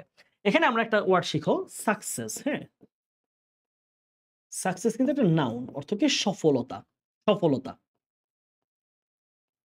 সফলতা। হ্যাঁ, আর যদি আমরা বলি সাকসিড, এটা হচ্ছে একটা ভার্ব, অর্থ হচ্ছে সাফল্য অর্জন করা, সাফল্য, সফলতা বা সাফল্য দুইটাই বলতে পারো, সফলতা বা সাফল্য দুইটাই বাংলায় আসবে, বিশেষ্য পদ। আর সাফল্য, সাফল্য অর্জন করা, অর্জন করা, ঠিক আছে, এটা হচ্ছে ভার্ব, সাফল্য অর্জন করা। ওকে, এবার আসো, institutional and professional trainings are also necessary. একটা একটু ভুল আছে, খেয়াল করো, এই অ্যাপোস্ট্রফি হবে না, দুঃখিত, এটা প্লুরাল ফর্ম। প্লুরাল ফর্ম করতে কিন্তু অ্যাপোস্ট্রফি লাগে না। তাহলে ইনস্টিটিউশনাল মানে কি, প্রাতিষ্ঠানিক, এটা একটা অ্যাডজেক্টিভ। হ্যাঁ, ইনস্টিটিউশন থেকে এসেছে, ইনস্টিটিউশনাল, প্রাতিষ্ঠানিক, প্রাতিষ্ঠানিক। এন্ড প্রফেশনাল মানে কি, মানে হচ্ছে তোমাকে আমরা কি বলবো এটাকে, মানে হচ্ছে আমরা এটাকে কি বলতে, প্রফেশনাল। প্রফেশনাল মানে কি, শব্দটা বাংলা কি আসে বলতো, প্রাতিষ্ঠানিক ও প্রফেশনাল, অর্থাৎ পেশাগত, রাইট, পেশাগত, পেশাগত। তাহলে প্রাতিষ্ঠানিক ও পেশাগত চর্চা বা ট্রেনিং, বা আমরা এটাকে কি বলবো, অর্থাৎ প্রশিক্ষণ প্রয়োজন, প্রশিক্ষণ, প্রশিক্ষণ প্রয়োজন, প্রশিক্ষণ। প্রাতিষ্ঠানিক ও পেশাগত প্রশিক্ষণ আর অলসো নেসেসারি, এটাও দরকার। Nishat joint Bangladesh mountaineering and trekking club in 2006, একটা মানে সংগঠনের নাম। নিশাত বাংলাদেশ পর্বতারোহণ ও ট্রেকিং ক্লাব, আমি এটা বাংলা আসলে বলতে পারবো না, ট্রেকিং অর্থ কি। ট্রেক করতে আমি এটুকু জানি যে পর্বতে যে তোমার কি বলে, যে লাঠি দিয়ে দিয়ে উঠে না, এটা। সো আমি বলবো এটার ইংলিশ নামটা এটা বলবো। নিশাত এই ক্লাবে জয়েন করেছে 2006 সালে and completed a basic training course, এবং সে একটা একেবারে বেসিক একটা মাউন্টেনিয়ারিং উপর একটা ট্রেনিং কোর্স কমপ্লিট করেছে at Himalayan mountaineering institute, Darjeeling, India in 2007। তাহলে বাংলাদেশে যে সংগঠনটা আছে এখানে যুক্ত হয়েছে 2006 সালে, এবং ভারতের দার্জিলিং এর হিমালয়ান মাউন্টেনিয়ারিং ইনস্টিটিউট থেকে 2007 সালে এই পর্বত আরোহণ পর্ব সে আরেকটা কোর্স কমপ্লিট করেছে। তার মানে সে প্রাতিষ্ঠানিক এবং প্রফেশনাল ট্রেনিং সে কিন্তু নিচ্ছে বা নিয়েছে। After that she scaled peaks. Okay, কি বলেছে দেখো, আফটার দ্যাট, তারপরে she peaks, she scaled peaks, সে আরোহণ করেছে কি, চূড়া, in the Himalayan range one after another. সে কি করেছে, একের পর এক হিমালয় পর্বতের চূড়া সে কি করা শুরু করলো, আরোহণ করা শুরু করলো বা আরোহণ করলো। দেখো একটা পর্বত, এই দেখো, ধরো এটা যদি আমরা একটা পর্বত চিন্তা করি, হ্যাঁ, এটা একটা পর্বত। হ্যাঁ, এই পর্বতের সর্বোচ্চ যে শৃঙ্গটা, এইটা এরকম এরকম, ধরো এটা, ঠিক আছে, এই যে দেখো, এটা হচ্ছে হিমালয় যদি চিন্তা করো। তাহলে হিমালয় কিন্তু অনেকগুলা কি আছে, অনেকগুলা পিকস আছে, চূড়া আছে অনেকগুলা। হ্যাঁ, কিন্তু সর্বোচ্চ চূড়া যেটা, সেটার নাম হচ্ছে এভারেস্ট। মাথায় রাখবে, এভারেস্ট আর হিমালয় কিন্তু আলাদা কিছু না। এই হিমালয় ধরো এটা একটা চূড়া, এটা একটা চূড়া, এটা একটা চূড়া, এটা একটা চূড়া, এটা একটা চূড়া, এরকম করে হিমালয় কিন্তু অনেকগুলো চূড়া আছে, হিমালয় চূড়া আছে শত শত। তাহলে নিষেধ কি শুরু করলো, একের পর এক শুরু করলো পর্বত আরোহণ করা, চূড়া আরোহণ করা। কিন্তু সবচেয়ে বড়টা সে চূড়া, এই যে একদম সর্বোচ্চ যে বিন্দুটা, এটার নাম কি? এভারেস্ট। মাথায় রাখবেন, এই কনসেপ্ট অনেকে ক্লিয়ার না। সর্বোচ্চ যে চূড়াটা, এইটার নাম হচ্ছে কি? এভারেস্ট। এবং এইটা তিনি জয় করেছেন কত সালে? 2012 সালে, সর্বপ্রথম বাংলাদেশি নারী হিসেবে। ওকে, তিনি কি করলেন? তিনি হচ্ছে হিমালয় পর্বতের একের পর এক চূড়া আরোহণ করা শুরু করলেন, joining several teams from Bangladesh. Bangladesh থেকে যাওয়া বিভিন্ন দলের সাথে যুক্ত হয়ে। তাহলে বাংলাদেশে শুধু তিনি যান নাই, অনেকেই তো চেষ্টা করতেছেন। তাহলে এক এক দলের সাথে যুক্ত হয়ে এক একবার তিনি এক একটা পর্বত আরোহণ করতেছেন। Today we have a mountain peak. আজকে আমাদের একটা পর্বতের চূড়া আছে। আমাদের চূড়া মানে আমাদের নামে একটা চূড়া, বাংলাদেশের নামে। ইন দ্য হিমালয়স, হিমালয় পর্বতমালায়। The Nepal Bangladesh friendship peak, যেটার নাম হচ্ছে নেপাল বাংলাদেশ মৈত্রী চূড়া। হ্যাঁ, নামটা মনে রাখো, বাংলা এরকম বলা হয়, নেপাল বাংলাদেশ, নেপাল বাংলাদেশ মৈত্রী চূড়া। হ্যাঁ, চূড়া। যেমন ধরো ঢাকায় একটা হসপিটাল আছে, নাম হচ্ছে জাপান বাংলাদেশ মৈত্রী হাসপাতাল। হ্যাঁ, অর্থাৎ জাপান আর বাংলাদেশের ফ্রেন্ডশিপের একটা প্রতীক হিসেবে এই হাসপাতালটা বানানো হয়েছে, এবং দুই দেশের যৌথ একটা অর্থায়ন সেখানে থাকে। হ্যাঁ, ঢাকা ভার্সিটি আছে কিন্তু যে তোমার কুয়েত মৈত্রী, হ্যাঁ কুয়েত মৈত্রী হল, কুয়েত বাংলাদেশ মৈত্রী হল, এই যে নীলক্ষেতের এই পাশে ঢাকা ভার্সিটি হল কুয়েত মৈত্রী হল বলা হয় আর কি। হ্যাঁ, অর্থাৎ কুয়েতের এক ধরনের ইনভেস্টমেন্ট এই জায়গায় বা ফ্রেন্ডশিপের একটা পার্ট এখানে আছে। ওকে, সো নেমড, তাহলে এরকম নাম করা হয়েছে বিকজ মাউন্টেনিয়ার্স, কারণ পর্বতারোহী, from the two friendly countries, তাহলে এই দুইটা বন্ধুত্ব ভাবাপন্ন দেশের পর্বতারোহীরা জয়েন্টলি এখানে একটা অ্যাডভার্ব অর্থ কি? অর্থ হচ্ছে যৌথভাবে climbed it for the first time. তাহলে ওই চূড়াটা, ওই যেই চূড়াটার নাম দিচ্ছে, এক একটা চূড়ার নাম তো দেয় না, ওই চূড়াটা সর্বপ্রথম বাংলাদেশ আর নেপালের যেই যৌথভাবে পর্বতারোহীরা তারা এটা আরোহণ করেছে, তাই এটার নাম দেওয়া হয়েছে নেপাল বাংলাদেশ মৈত্রী চূড়া। ঠিক আছে, ওকে। এবার আসি, Nishat team was led by M A Mohit. Okay, নিশাতের টিমটা দেখো, একটা প্যাসিভ সেন্টেন্স, লিড থেকে এসেছে ল্যাড। হ্যাঁ, ল্যাড। নিশাতের টিমটা পরিচালিত হয়েছিল, ওয়াজ ল্যাড, দেখো এটা কিন্তু V2 তে আছে, সরি V3 তে আছে। এই ল্যাডের V1 কি জানো? ভি হচ্ছে লিড হচ্ছে V1, পরিচালনা করা। তাহলে এটা প্যাসিভে আছে। হ্যাঁ, তাহলে নিশাতের টিমটা পরিচালিত হয়েছিল বাই এম এ মোহিতের দ্বারা। তাহলে এম এ মোহিত ব্যক্তিটাকে তার সঙ্গে জানতে হবে। Who has been on top of Everest, যিনি কিনা এভারেস্টের পর্বতের চূড়ায় গিয়েছেন, and quite a few other peaks. A few শব্দ হচ্ছে আরো বেশ কয়েকটা, সাম, ফিউ এর অর্থ থেকে সামের মতো কাজ করে, and some other peaks higher than 8,000 metres. তাহলে এম এ মোহিত, যিনি কিনা এভারেস্টের চূড়ায় ইতোমধ্যে গিয়েছেন, অর্থাৎ নিশাত মজুমদার আগে তিনি এভারেস্ট জয় করেছেন, এবং পৃথিবীতে 8,000 মিটারের উঁচু আরো বেশ কয়েকটা পর্বত তিনি ইতোমধ্যেই আরোহণ করেছেন। তার মানে যোগ্য ব্যক্তির দ্বারাই ওই দলটা পরিচালিত হয়েছিল। ইন বাংলাদেশে mountaineering is a new sport activity.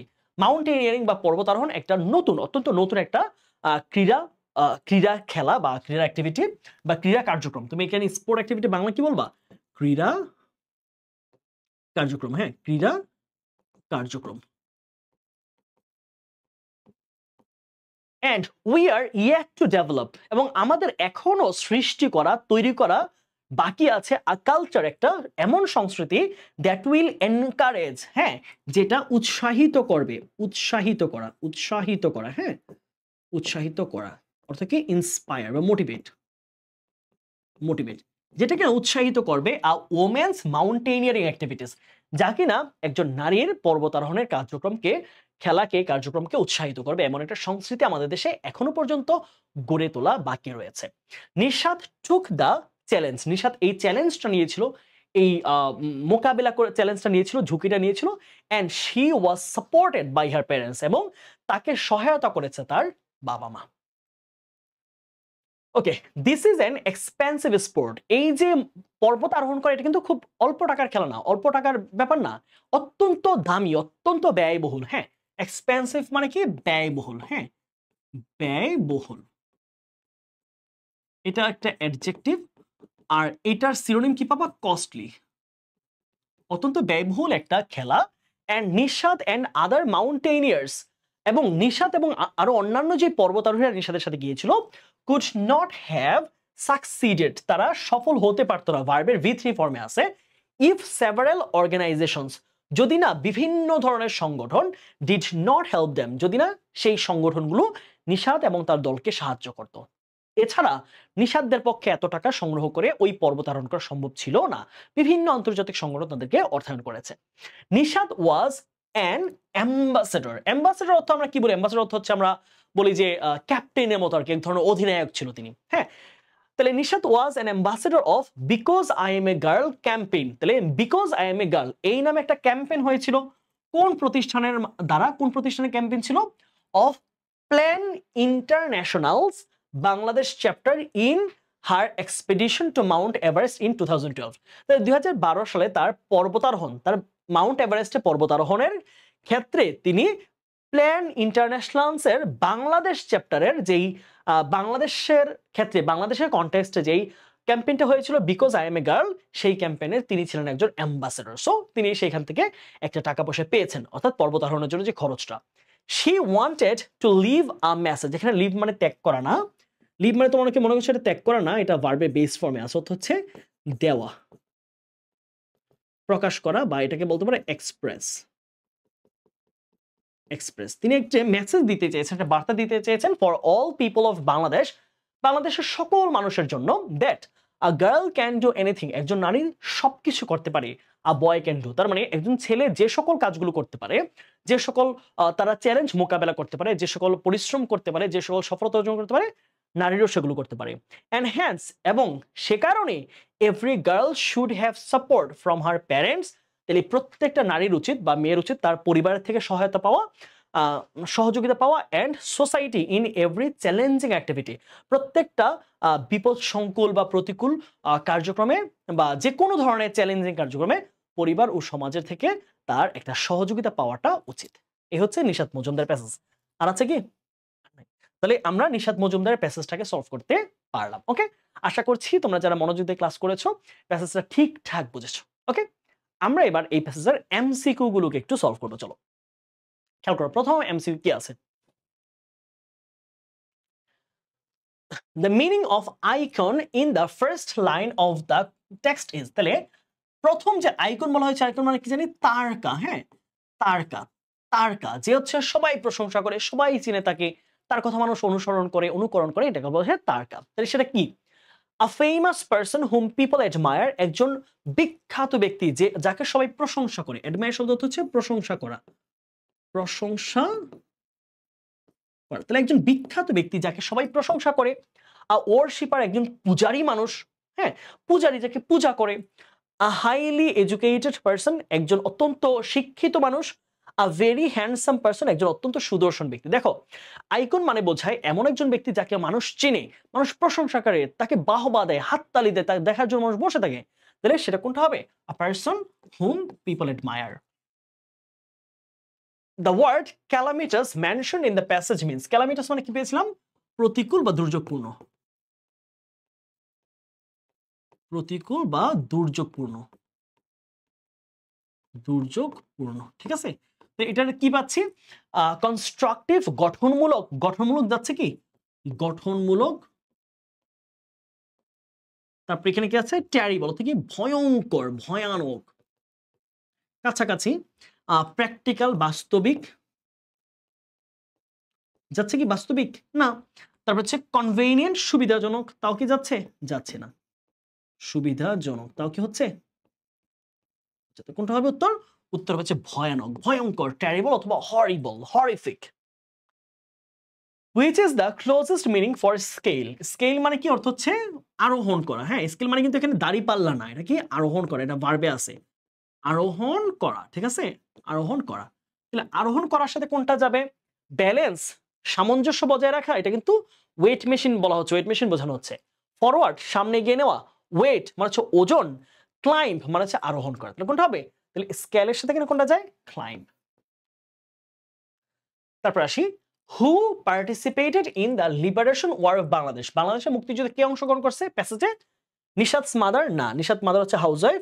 Nishat herself, Nishat নিজেই না। নিশাত ফাদার কি হবে? নিশাতের বাবা। নিশাতের বাবা অংশগ্রহণ করেছে, যদিও ওনার নাম আমরা এখন প্যাসেজে পাইনি। Nishat and her siblings are 3 in number, তার ভাই বোনেরা কতজন? তার ভাই বোনেরা 4 জন। তার 4 জন নিশাত হচ্ছে দ্বিতীয়। তাহলে 4 ইন নাম্বার, তাহলে 4 সংখ্যায় কতজন? তার ভাই বোনেরা সংখ্যা হচ্ছে মোট 4 জন। The word inevitable, inevitable মানে কি? অপরিহার্য, অপরিহার্য, অপরিহার্য। হ্যাঁ, তাহলে অপরিহার্য যেটাকে তুমি বাদ দিতে পারবা না, হ্যাঁ, যেটা লাগবে লাগবে, এটা হচ্ছে অপরিহার্য। তাহলে কোনটা যায়? এসেনশিয়াল, প্রয়োজনীয়। আনঅ্যাভয়েডেবল, অপরিহার্য, হ্যাঁ, যেটা বাদ দেওয়া যায় না। অ্যাটেইনেবল, অর্জনযোগ্য। সার্টেন, নিশ্চিত। তাহলে কোনটা যায় দেখো? দরকারি, অর্জনযোগ্য, নিশ্চিত, আর হচ্ছে অপরিহার্য। কোনটা যায়? আনঅ্যাভয়েডেবল। The word consecutive মানে কি? টানা। consecutive মানে কি? টানা। তাহলে টানা এটার সাথে কোনটা যায়? mentioned in the passage means, তাহলে কি? successive, substitute, alternate, separate। দেখো, separate অর্থ কি? আলাদা। alternate মানে কি? উল্টো। আর substitute মানে কি? substitute মানে হচ্ছে কোনো কিছুর মানে পরিবর্তনে কিছু হওয়া। তাহলে substitute মানে হচ্ছে পরিবর্তন, alternate মানে হচ্ছে বিপরীত, তারপর হচ্ছে separate মানে আলাদা, আর successive মানে হচ্ছে টানা, কোনো জিনিস টানা হওয়া, হ্যাঁ, এক টানা। তাহলে এটা টানা, সাকসেসিভ অর্থ কি? এক টানা। একটানা বলতে পারো বা বিরামহীন বলতে পারো। বিরামহীন মানে বিরতি ছাড়া, বিরামহীন বা বিরতি ছাড়া। উত্তর কোনটা হবে? Successive. According to the text, প্যাসেজ অনুসারে the success recipe of a sports person, একজন স্পোর্টস পারসনের সাকসেস রেসিপি কি? একজন স্পোর্টস পারসনের সাকসেস রেসিপি কি? Dedication and mountaineering. দেখো, স্পোর্টস পারসন সবার জন্যই কি মাউন্টেনিয়ারিংটা বাধ্যতামূলক? না, সবাই তো মাউন্টেনিয়ারিং করবে না। কেউ ক্রিকেট খেলতে পারে, কেউ ফুটবল খেলতে পারে। আমাকে ইন জেনারেল স্পোর্টস পারসনের কথা চিন্তা করে বলতে হবে। সো এটা উত্তর হতে পারে না। Dreaming and working for it, স্বপ্ন দেখা এবং স্বপ্নের পেছনে কাজ করা অনেকটা। ডিসিপ্লিন, পারসিভিয়ারেন্স এন্ড ট্রেনিং, এটা কিন্তু অনেকটা আছে। তার মানে ইনস্টিটিউশনাল এন্ড প্রফেশনাল ট্রেনিং। দেখো, স্পোর্টস পারসনের জন্য কিন্তু এইটা ছাড়াও তার জন্য কি দরকার বলেছিল প্যাসেজে? Discipline, perseverance. দেখো, এখানে যখন ট্রেনিং এর কথা বলছি, ট্রেনিং এর মধ্যে কিন্তু আমাদের দুটো উত্তর চলে আসছে, ইনস্টিটিউশনাল আর হচ্ছে প্রফেশনাল। সো উত্তর কোনটা হবে? C number. Which of the following statements suits Nishat's life best? তাহলে নিচের কোন কথাটা নিশাতের জীবনের সাথে সবচেয়ে ভালো যায়? হ্যাঁ, industry is the key to success, সফলতাই হচ্ছে পরিশ্রমের চাবিকাঠি, হতে পারে। Slow and steady wins the race, না, এটা এখানে খুব একটা মানাচ্ছে না। Failure is the pillar of success, এটাও মানাচ্ছে না, কারণ সে কয়বার ফেল করেছে সেখানে উল্লেখ করা হয় নাই। Success has nothing to do with gender, অর্থাৎ জেন্ডারের সাথে সফলতার কোনো বিষয় জড়িত না, কারণ কি সে সবার শেষে বলেছিল যে ছেলেরা যে যে কাজে সফল হতে পারে, মেয়েরাও সেগুলো করতে পারে। তার মানে এখানে এটা সবচেয়ে ভালো, কারণ এটা নারী আর যেই এম্পাওয়ারমেন্ট, এটার সাথে জড়িত একটা প্যাসেজ। ঠিক আছে। What could be the closest meaning for will encourage? Encourage মানে কি পেয়েছিলাম? উৎসাহিত করা, উৎসাহিত করা, উৎসাহিত করা। এটার সাথে কোনটা যায়? এটার সাথে কোনটা যায়? উইল কনস্পায়ার, ষড়যন্ত্র করা। উইল ইনক্রিজ, বৃদ্ধি করা। উইল ইন্সপায়ার, অনুপ্রাণিত করা। উইল এক্সপায়ার মানে হচ্ছে মেয়াদ উত্তীর্ণ করা। কোনটা হবে? Will inspire. ওকে, তোমরা একটু কমেন্টে জানিও তোমরা 10 এর মধ্যে কয়টা উত্তর সঠিক দিতে পারলা। বুঝে গেল? তাহলে এই প্যাসেজের আমাদের কি শেষ? এই প্যাসেজের আমাদের যেই এমসিকিউ গুলো আছে সেগুলো আমরা শেষ করলাম। আমরা একটু প্রশ্নগুলো পড়ে দেখবো। থাকো, শর্ট আনসার কোয়েশ্চেন্স আমরা একটু দেখি। হ্যাঁ, প্যাসেজগুলো, প্যাসেজ থেকে কি ধরনের প্রশ্ন আসতে পারে। What kind of family does Nishat belong to? Nishat কেমন ধরনের পরিবারে জন্মগ্রহণ করেছে? কেমন ধরনের পরিবারে? What kind of family? আমি পেয়েছিলাম কি? Modest family. তার বাবা মা খুবই সাপোর্টিভ, তার বাবা মা খুবই ডেডিকেটেড তার প্রতি, তার স্বপ্নকে নিয়ে, এরকম একটা পরিবেশে জন্মগ্রহণ করেছে। তাহলে নিশাত বিলংস টু, দেখো আবার খেয়াল রাখবা, তোমার টেন্সটা বজায় রাখবা। টেন্সে যেহেতু প্রেজেন্ট ইনডেফিনিট টেন্স বলা হয়েছে, প্রেজেন্ট ইনডেফিনিট, উত্তরটাও কিন্তু প্রেজেন্ট ইনডেফিনিটেই রাখবা। she belongs to a modest, supportive and inspiring family. সে অত্যন্ত সহযোগিতাপূর্ণ, একটা মধ্যবিত্ত ও অত্যন্ত উৎসাহমূলক, অনুপ্রেরণামূলক একটা পরিবারে সে জন্মগ্রহণ করেছে। Do you think everyone should have a role model? তুমি কি মনে করো প্রত্যেকের একটা রোল মডেল থাকা উচিত to achieve their dream, তাদের স্বপ্নকে অর্জন করার ক্ষেত্রে? Why or why not? যদি মনে করো হ্যাঁ, কেন? না মনে করলে কেন? সেটার যে কোনোটার পক্ষে তোমাকে যুক্তি দিতে হবে। Yes, I think so. হ্যাঁ, আমি মনে করি থাকা উচিত। Whatever our dream is, আমাদের স্বপ্ন যাই হোক, we must have a role model. আমাদের একজন আদর্শ মানুষ থাকা উচিত, আদর্শ ব্যক্তি থাকা উচিত। To follow, তাকে অনুসরণ করার মতো।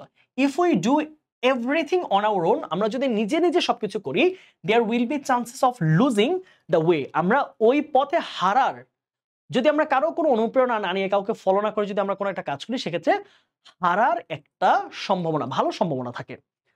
A role model can show us the right path to our dream. একজন রোল মডেল, আদর্শ মানুষ আমাদেরকে আমাদের স্বপ্নের পথে সঠিক পথটা দেখাতে পারে।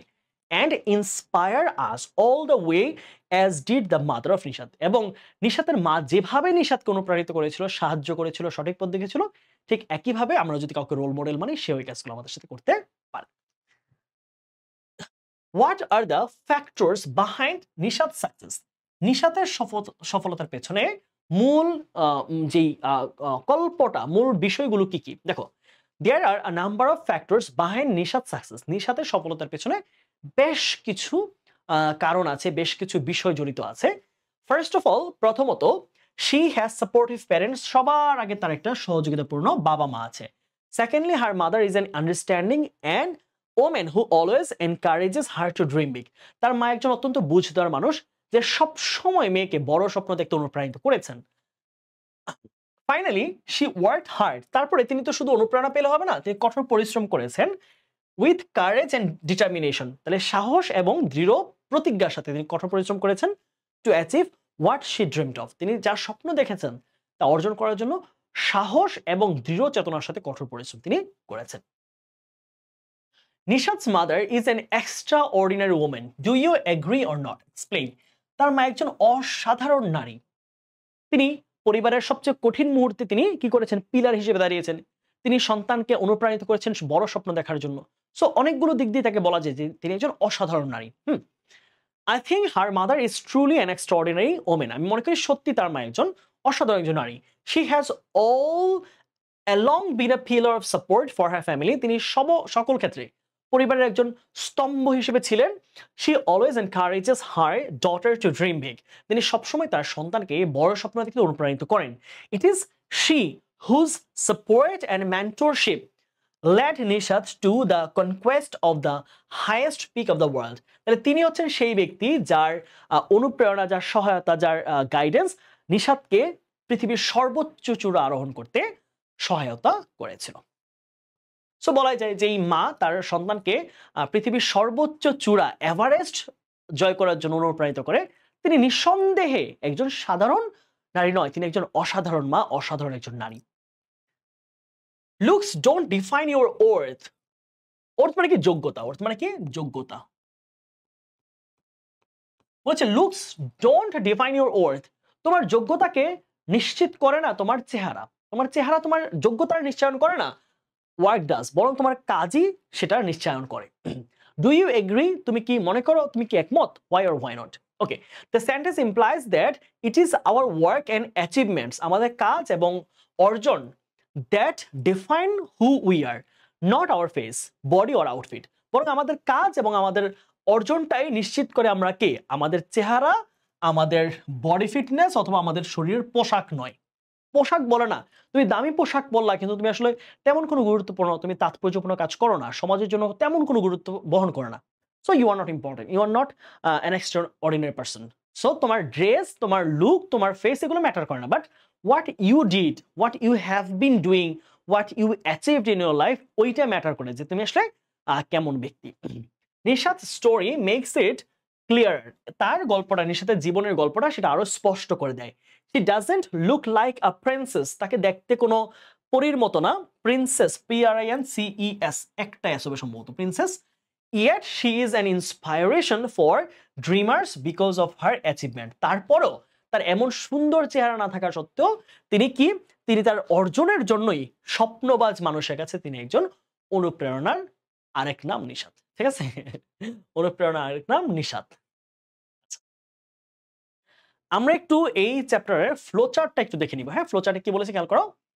Read the above text and make a flowchart highlighting the birth and education of Nishat. এই সহজ জিনিস, হ্যাঁ, আর কোনো কঠিন কিছু না। নিশাতের জন্ম নিয়ে কথা বলবো, নিশাতের পড়াশোনা নিয়ে কথা বলবো। তাহলে জন্মের ক্ষেত্রে এখানে তার জন্ম সালটা বলা হয়েছে। আমরা জন্মের ক্ষেত্রে আরেকটু বলবো কি, জন্ম তার সে কোথায় করেছে, পড়াশোনা কোথায় করেছে, এগুলা বলবো। ঠিক আছে, তার পড়াশোনা নিয়েই বলবো। তাহলে পড়াশোনার ক্ষেত্রে SSC দেখো এখানে কি বলবা, সে কোথায় জন্মগ্রহণ করেছে, তার এসএসসি, এইচএসসি, অনার্স মাস্টার্স, এরপর হচ্ছে যে জাপানি স্টাডিজ।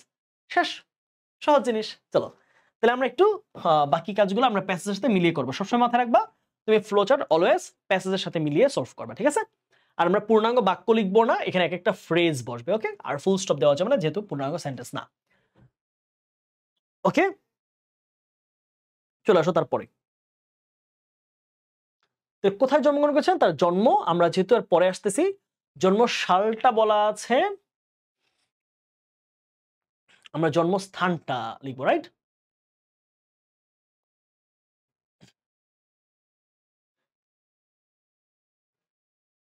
কোথায় আছে? ওকে, এই যে 1900 না 2012 সালে, এখানেও না, এই যে এখানে দেখো। তাহলে কোথায় জন্মগ্রহণ করেছেন, যে born in a village called Teori which is situated in Ramganj upazila in Lakshmipur district. ওকে, তাহলে বোর্ন ইন দিয়ে আমরা শুরু করবো, বোর্ন ইন দিয়ে। ওকে, তাহলে born in a village called Teori, TEORI।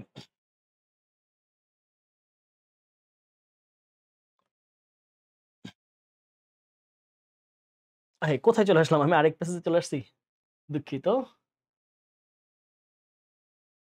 Okay, born in a village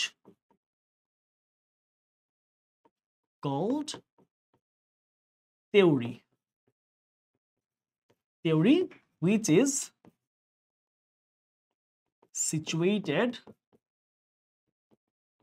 situated in Ramganj উপজেলা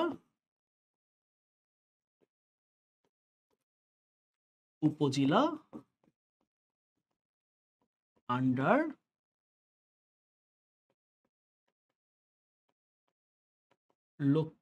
লক্ষ্মীপুর, হ্যাঁ,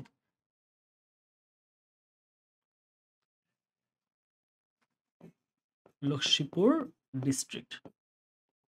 ওকে, তোমরা এইটুকু লিখবা, হ্যাঁ। আচ্ছা, তারপরে কি পাচ্ছি, তার পড়াশোনায় আসো। হ্যাঁ, এবার সে কোথায় পড়াশোনা করছে, এসএসসি। হ্যাঁ, তাহলে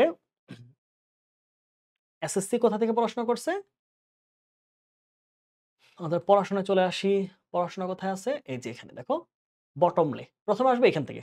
ওকে, তাহলে কি করেছে, যে যে কমপ্লিটেড, হ্যাঁ, completed her schooling from Bottomley home girls high school. Okay, এটুকু। তুমি চাইলে সালটা লিখে দিতে পারো, হ্যাঁ, আমরা চাইলে সালটাও কিন্তু এখানে লিখে দিতে পারি। হ্যাঁ, completed her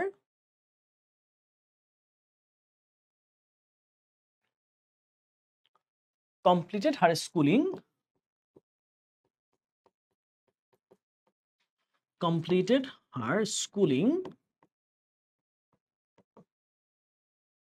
from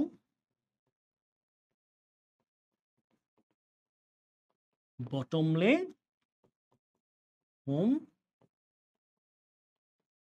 Girls School in 1997, 1997 সালে, ঠিক আছে? তারপরে কি করেছে, তারপরে এইচএসসি শেষ করেছে, রাইট? তাহলে এটা দিতে পারো, first HSC from Shahid Anwar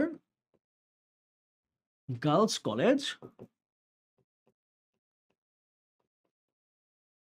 কত সালে, ইন 1999, 1999 সালে, ঠিক আছে? তারপরে কি করেছেন তিনি, অ্যাচিভ করেছেন তার কি, অনার্স এবং মাস্টার্স ডিগ্রি, রাইট? তাহলে achieved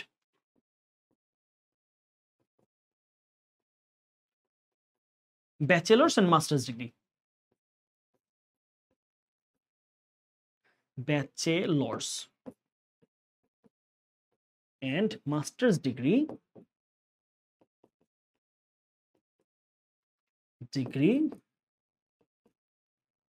from Dhaka city college. হ্যাঁ, তুমি চাইলে সাবজেক্ট অ্যাড করে দিতে পারো, ফ্রম ঢাকা সিটি কলেজ। আমি শুধু ঢাকা সিটি কলেজটা দিলাম, ঢাকা সিটি কলেজ। এটা মনে করো না যে ভাইয়া আমি যদি এখানে তার সাবজেক্ট না দিই ভুল হবে কিনা, না, কোনো সমস্যা নেই। তুমি শুধু সাবজেক্ট দিলে হবে, তুমি শুধু কলেজের নাম দিলে হবে, সাবজেক্ট রোজ দুইটা দিলে উত্তর হবে, from Dhaka city college.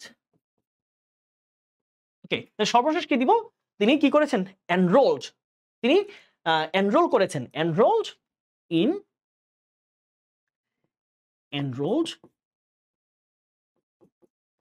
Japanese in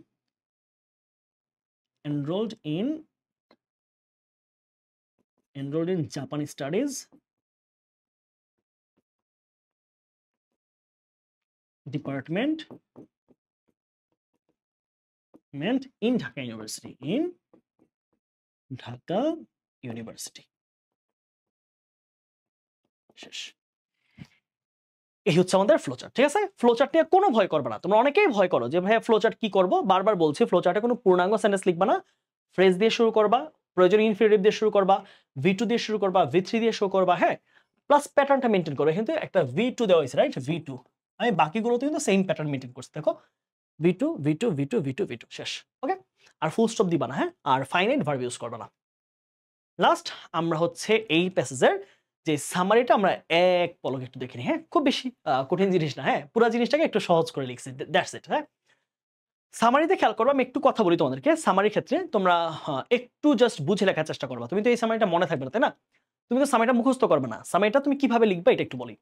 সামারিতে তুমি মোটামুটি 3টা কনটেক্সট রাখবা। হ্যাঁ, প্রথম কনটেক্সটে হচ্ছে তুমি যেটা করবা, তুমি কি নিয়ে লিখছো, হ্যাঁ, কোন প্যাসেজ নিয়ে লিখছো, সেই প্যাসেজটা বা সেই গল্পটার একটু হাইলাইটস দিবা। হ্যাঁ, এখানে কি নিয়ে বলা হয়েছে, টোটাল গল্পটাতে নিষাদের স্ট্রাগল, নিষাদের যেই অর্জনগুলো সেগুলো নিয়ে বলা হয়েছে। তারপরে এরপরে মিডল পয়েন্টে গিয়ে বা বডি পয়েন্টটা যেখানে আছে, মূল পয়েন্টটা, সেখানে গিয়ে নিষাদের কিছু কষ্টের কথা, নিষাদের কিছু স্ট্রাগলের কথা, নিষাদের মূল যে কয়েকটা পয়েন্ট আছে সেগুলো লিখবা। একদম কোথা থেকে ডিগ্রি অর্জন করছে, কোথা থেকে কোন সাবজেক্টে পড়ছে, এইসব জিনিস আসলে আলোচনা করার কোনো দরকার নাই। মূল বক্তব্য কিন্তু প্যাসেজের এগুলো না, নিষাদ কোথায় পড়ছে, এটা জাস্ট গল্পটাকে বিল্ড আপ করার জন্য, গল্পটাকে আমাদের কাছে পরিপূর্ণ করে তোলার জন্য কিন্তু সেটা বলা হয়েছে। বাট তুমি কিন্তু সামারিতে এসব দিবা না। তারপর শেষে দিবা হচ্ছে নিষাদের গল্পটা আসলে পুরো সোসাইটিকে কিভাবে এনকারেজ করে, কিভাবে মোটিভেট করে, কিভাবে ইন্সপায়ার করে। সো এই 3 স্টেপে লিখবা। একটা হচ্ছে তোমার কি বলে এটাকে আমরা মূল ভাব বলি, অথবা হচ্ছে একটা স্টার্টিং, হ্যাঁ, ইন্ট্রোডাকশন, তারপর হচ্ছে মূল পয়েন্ট, তারপর হচ্ছে কনক্লুশন দিবা। That's it. একবার দেখি, the passage illustrates the inspiring story of Nishat Majumder, the first Bangladeshi women to summit Mount Everest. তাহলে মাউন্ট এভারেস্টে আরোহণ করা বাংলাদেশের প্রথম নারী নিশাত মজুমদারের এক অনুপ্রেরণামূলক গল্পকে তুলে ধরেছে এখানে। Born in 1981 in Teuri, লক্ষ্মীপুরের তেওরিতে 1981 সালে জন্মগ্রহণ করা Nishat came from a modest background with supportive parents who encouraged her dreams। তাহলে দেখো মূল বক্তব্য চলে আসছে যে সেটা এমন পরিবারে জন্মগ্রহণ করেছে যেখানে তার বাবা মা তাকে সবসময় তার স্বপ্নটাকে বড়ভাবে স্বপ্ন দেখতে উৎসাহিত করেছে।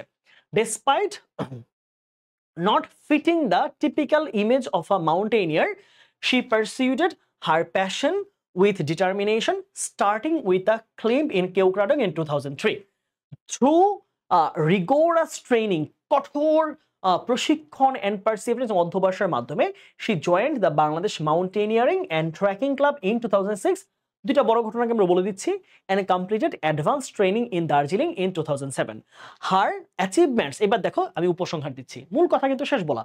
Her achievements highlight the importance of discipline, support and resilience in overcoming challenges, serving as a powerful example for young Bangladeshis. হ্যাঁ, তাহলে বাংলাদেশের যুবক যুবতীদের জন্য এক ধরনের খুবই শক্তিশালী একটা মেসেজ বিয়ার করে তার এই কঠোর পরিশ্রম, তার অধ্যবসায়, তার যে লেগে থাকার মানসিকতাগুলো। সো এটাই তো কথা নাকি, তুমি এখানে লিখবা কোথায় জন্ম গেছে, কত সালে, এসব এত তথ্য দরকার, তার বাবা মুক্তিযোদ্ধা, মা কি করতো, এসব দরকার নেই। সো তার সাধারণ বর্ণনা, তার জন্ম একটু তুলে ধরবা, তার গল্পটা তুলে ধরবা, তার কিছু হাইলাইট করবা গুরুত্বপূর্ণ জিনিসকে, তারপর তুমি উপসংহার দিবা। দ্যাটস ইট। ওকে, এভাবে যে সামারিটা লিখতে পারো, আশা করছি সামারিতে তুমি 10-10-এর টিকা তোমাকে যদি এইটা পুরো লিখতে পারো, হয়তো 9, 8 অথবা 10ই তোমাকে দিবে। বুঝা গেল? সো এই ছিল আমাদের। তোমরা অনেকেই বলছিলে ভাই এটা কঠিন লাগে, অনেক শব্দ বুঝি না, তোমরা গল্পটা আমাদের মনে থাকে না, বুঝি না। সো আশা করছি এই ক্লাসটা করার পরে তোমার একদম পরিষ্কার হয়ে যাওয়ার কথা। ঠিক আছে? ওকে, তাহলে আশা করছি ক্লাসটা ভালো লাগবে। ক্লাস কেমন লেগেছে, ক্লাস বুঝেছো কিনা, সবকিছু তোমরা জানানোর জন্য কমেন্ট বক্স ওপেন রইলো। আমি কমেন্ট সব সময় চেক করি তোমাদের। ঠিক আছে? আর তোমরা উপকৃত হচ্ছ কিনা সেটাও তোমরা জানাবা, যে তোমাদের এই ক্লাসগুলো তোমাদের জন্য যে ডেডিকেশন, তোমাদের জন্য যেই পরিশ্রম আমি দিচ্ছি এই দাঁড়িয়ে ঘন্টার পর ঘন্টা প্রতিদিন। এখন থেকে তো সকালে এবং রাতে একটা করে ক্লাস যাচ্ছে, সকাল 9টায়, সন্ধ্যা 7টায়। সো সেগুলো তোমাদের উপকারে আসছে কিনা, কতটুকু উপকারে আসছে, কতটুকু গুরুত্ব বহন করছে, সেই জিনিসগুলো তোমরা একটু জানাবা। ঠিক আছে? আর তোমরা অবশ্যই তোমরা এই ইউটিউব চ্যানেল যেটা ইংলিশ উইনার, সেটার সাথে যুক্ত থাকবা, এবং এখানে কিন্তু প্রতিদিন তোমাদের ক্লাসগুলো আপডেট হবে এবং ঈদের পুরো সময়টা বন্ধতে আমাদের যদি অফিস বন্ধ থাকবে, আমি চেষ্টা করছি কিছু, কিছু স্টক করার জন্য যেন তোমাদের বন্ধের জন্য ১-২ টা ক্লাস তোমাদের কাছে পৌঁছে দিতে পারি। ওকে? তাহলে ক্লাসের পিডিএফটা পাবা কোথায়? এই ভিডিওটার ডেসক্রিপশন বক্সে পেয়ে যাবা। সো তোমরা চাইলে আমার সাথে যদি ফেসবুকে যুক্ত থাকতে চাও তাহলে মানিক স্যার নামে একটা পেজ আছে সেটাতে যুক্ত থাকবা। আবার এই পেজের মধ্যে ফিচার অপশনে গেলে সবগুলো ক্লাস, সবগুলো পিডিএফ একসাথেই পাবা। আর তোমাদের ক্লাস, নোট সবকিছু এই English winner by Manik sir গ্রুপটাতে তোমরা জমা দিবা। ঠিক আছে? তাহলে আজকে এখানেই শেষ করছি। সবাই ভালো থাকো, সুস্থ থাকো।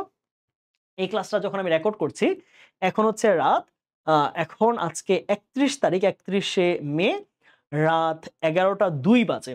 এই ক্লাসটা আপলোড হবে, এটার এডিট হবে, এটা আ এক্সপোর্ট হবে, সবকিছু ঠিকঠাক হবে এবং এডিট হবে। আ সুন্দরভাবে সকাল ৯ টায় আপলোড হবে এবং আগামীকাল দুপুরে আবার রেকর্ড করে তোমাদের জন্য সন্ধ্যায় ক্লাস দিব। সো এই পরিশ্রমগুলো, এই ডেডিকেশনগুলো যেন তোমাদের ফলাফল দিয়ে তোমরা ব্যাখ্যা করতে পারো, প্রমাণ করতে পারো, সেটাই আমি প্রত্যাশা করব। সো আজকে এই পর্যন্তই রাখছি।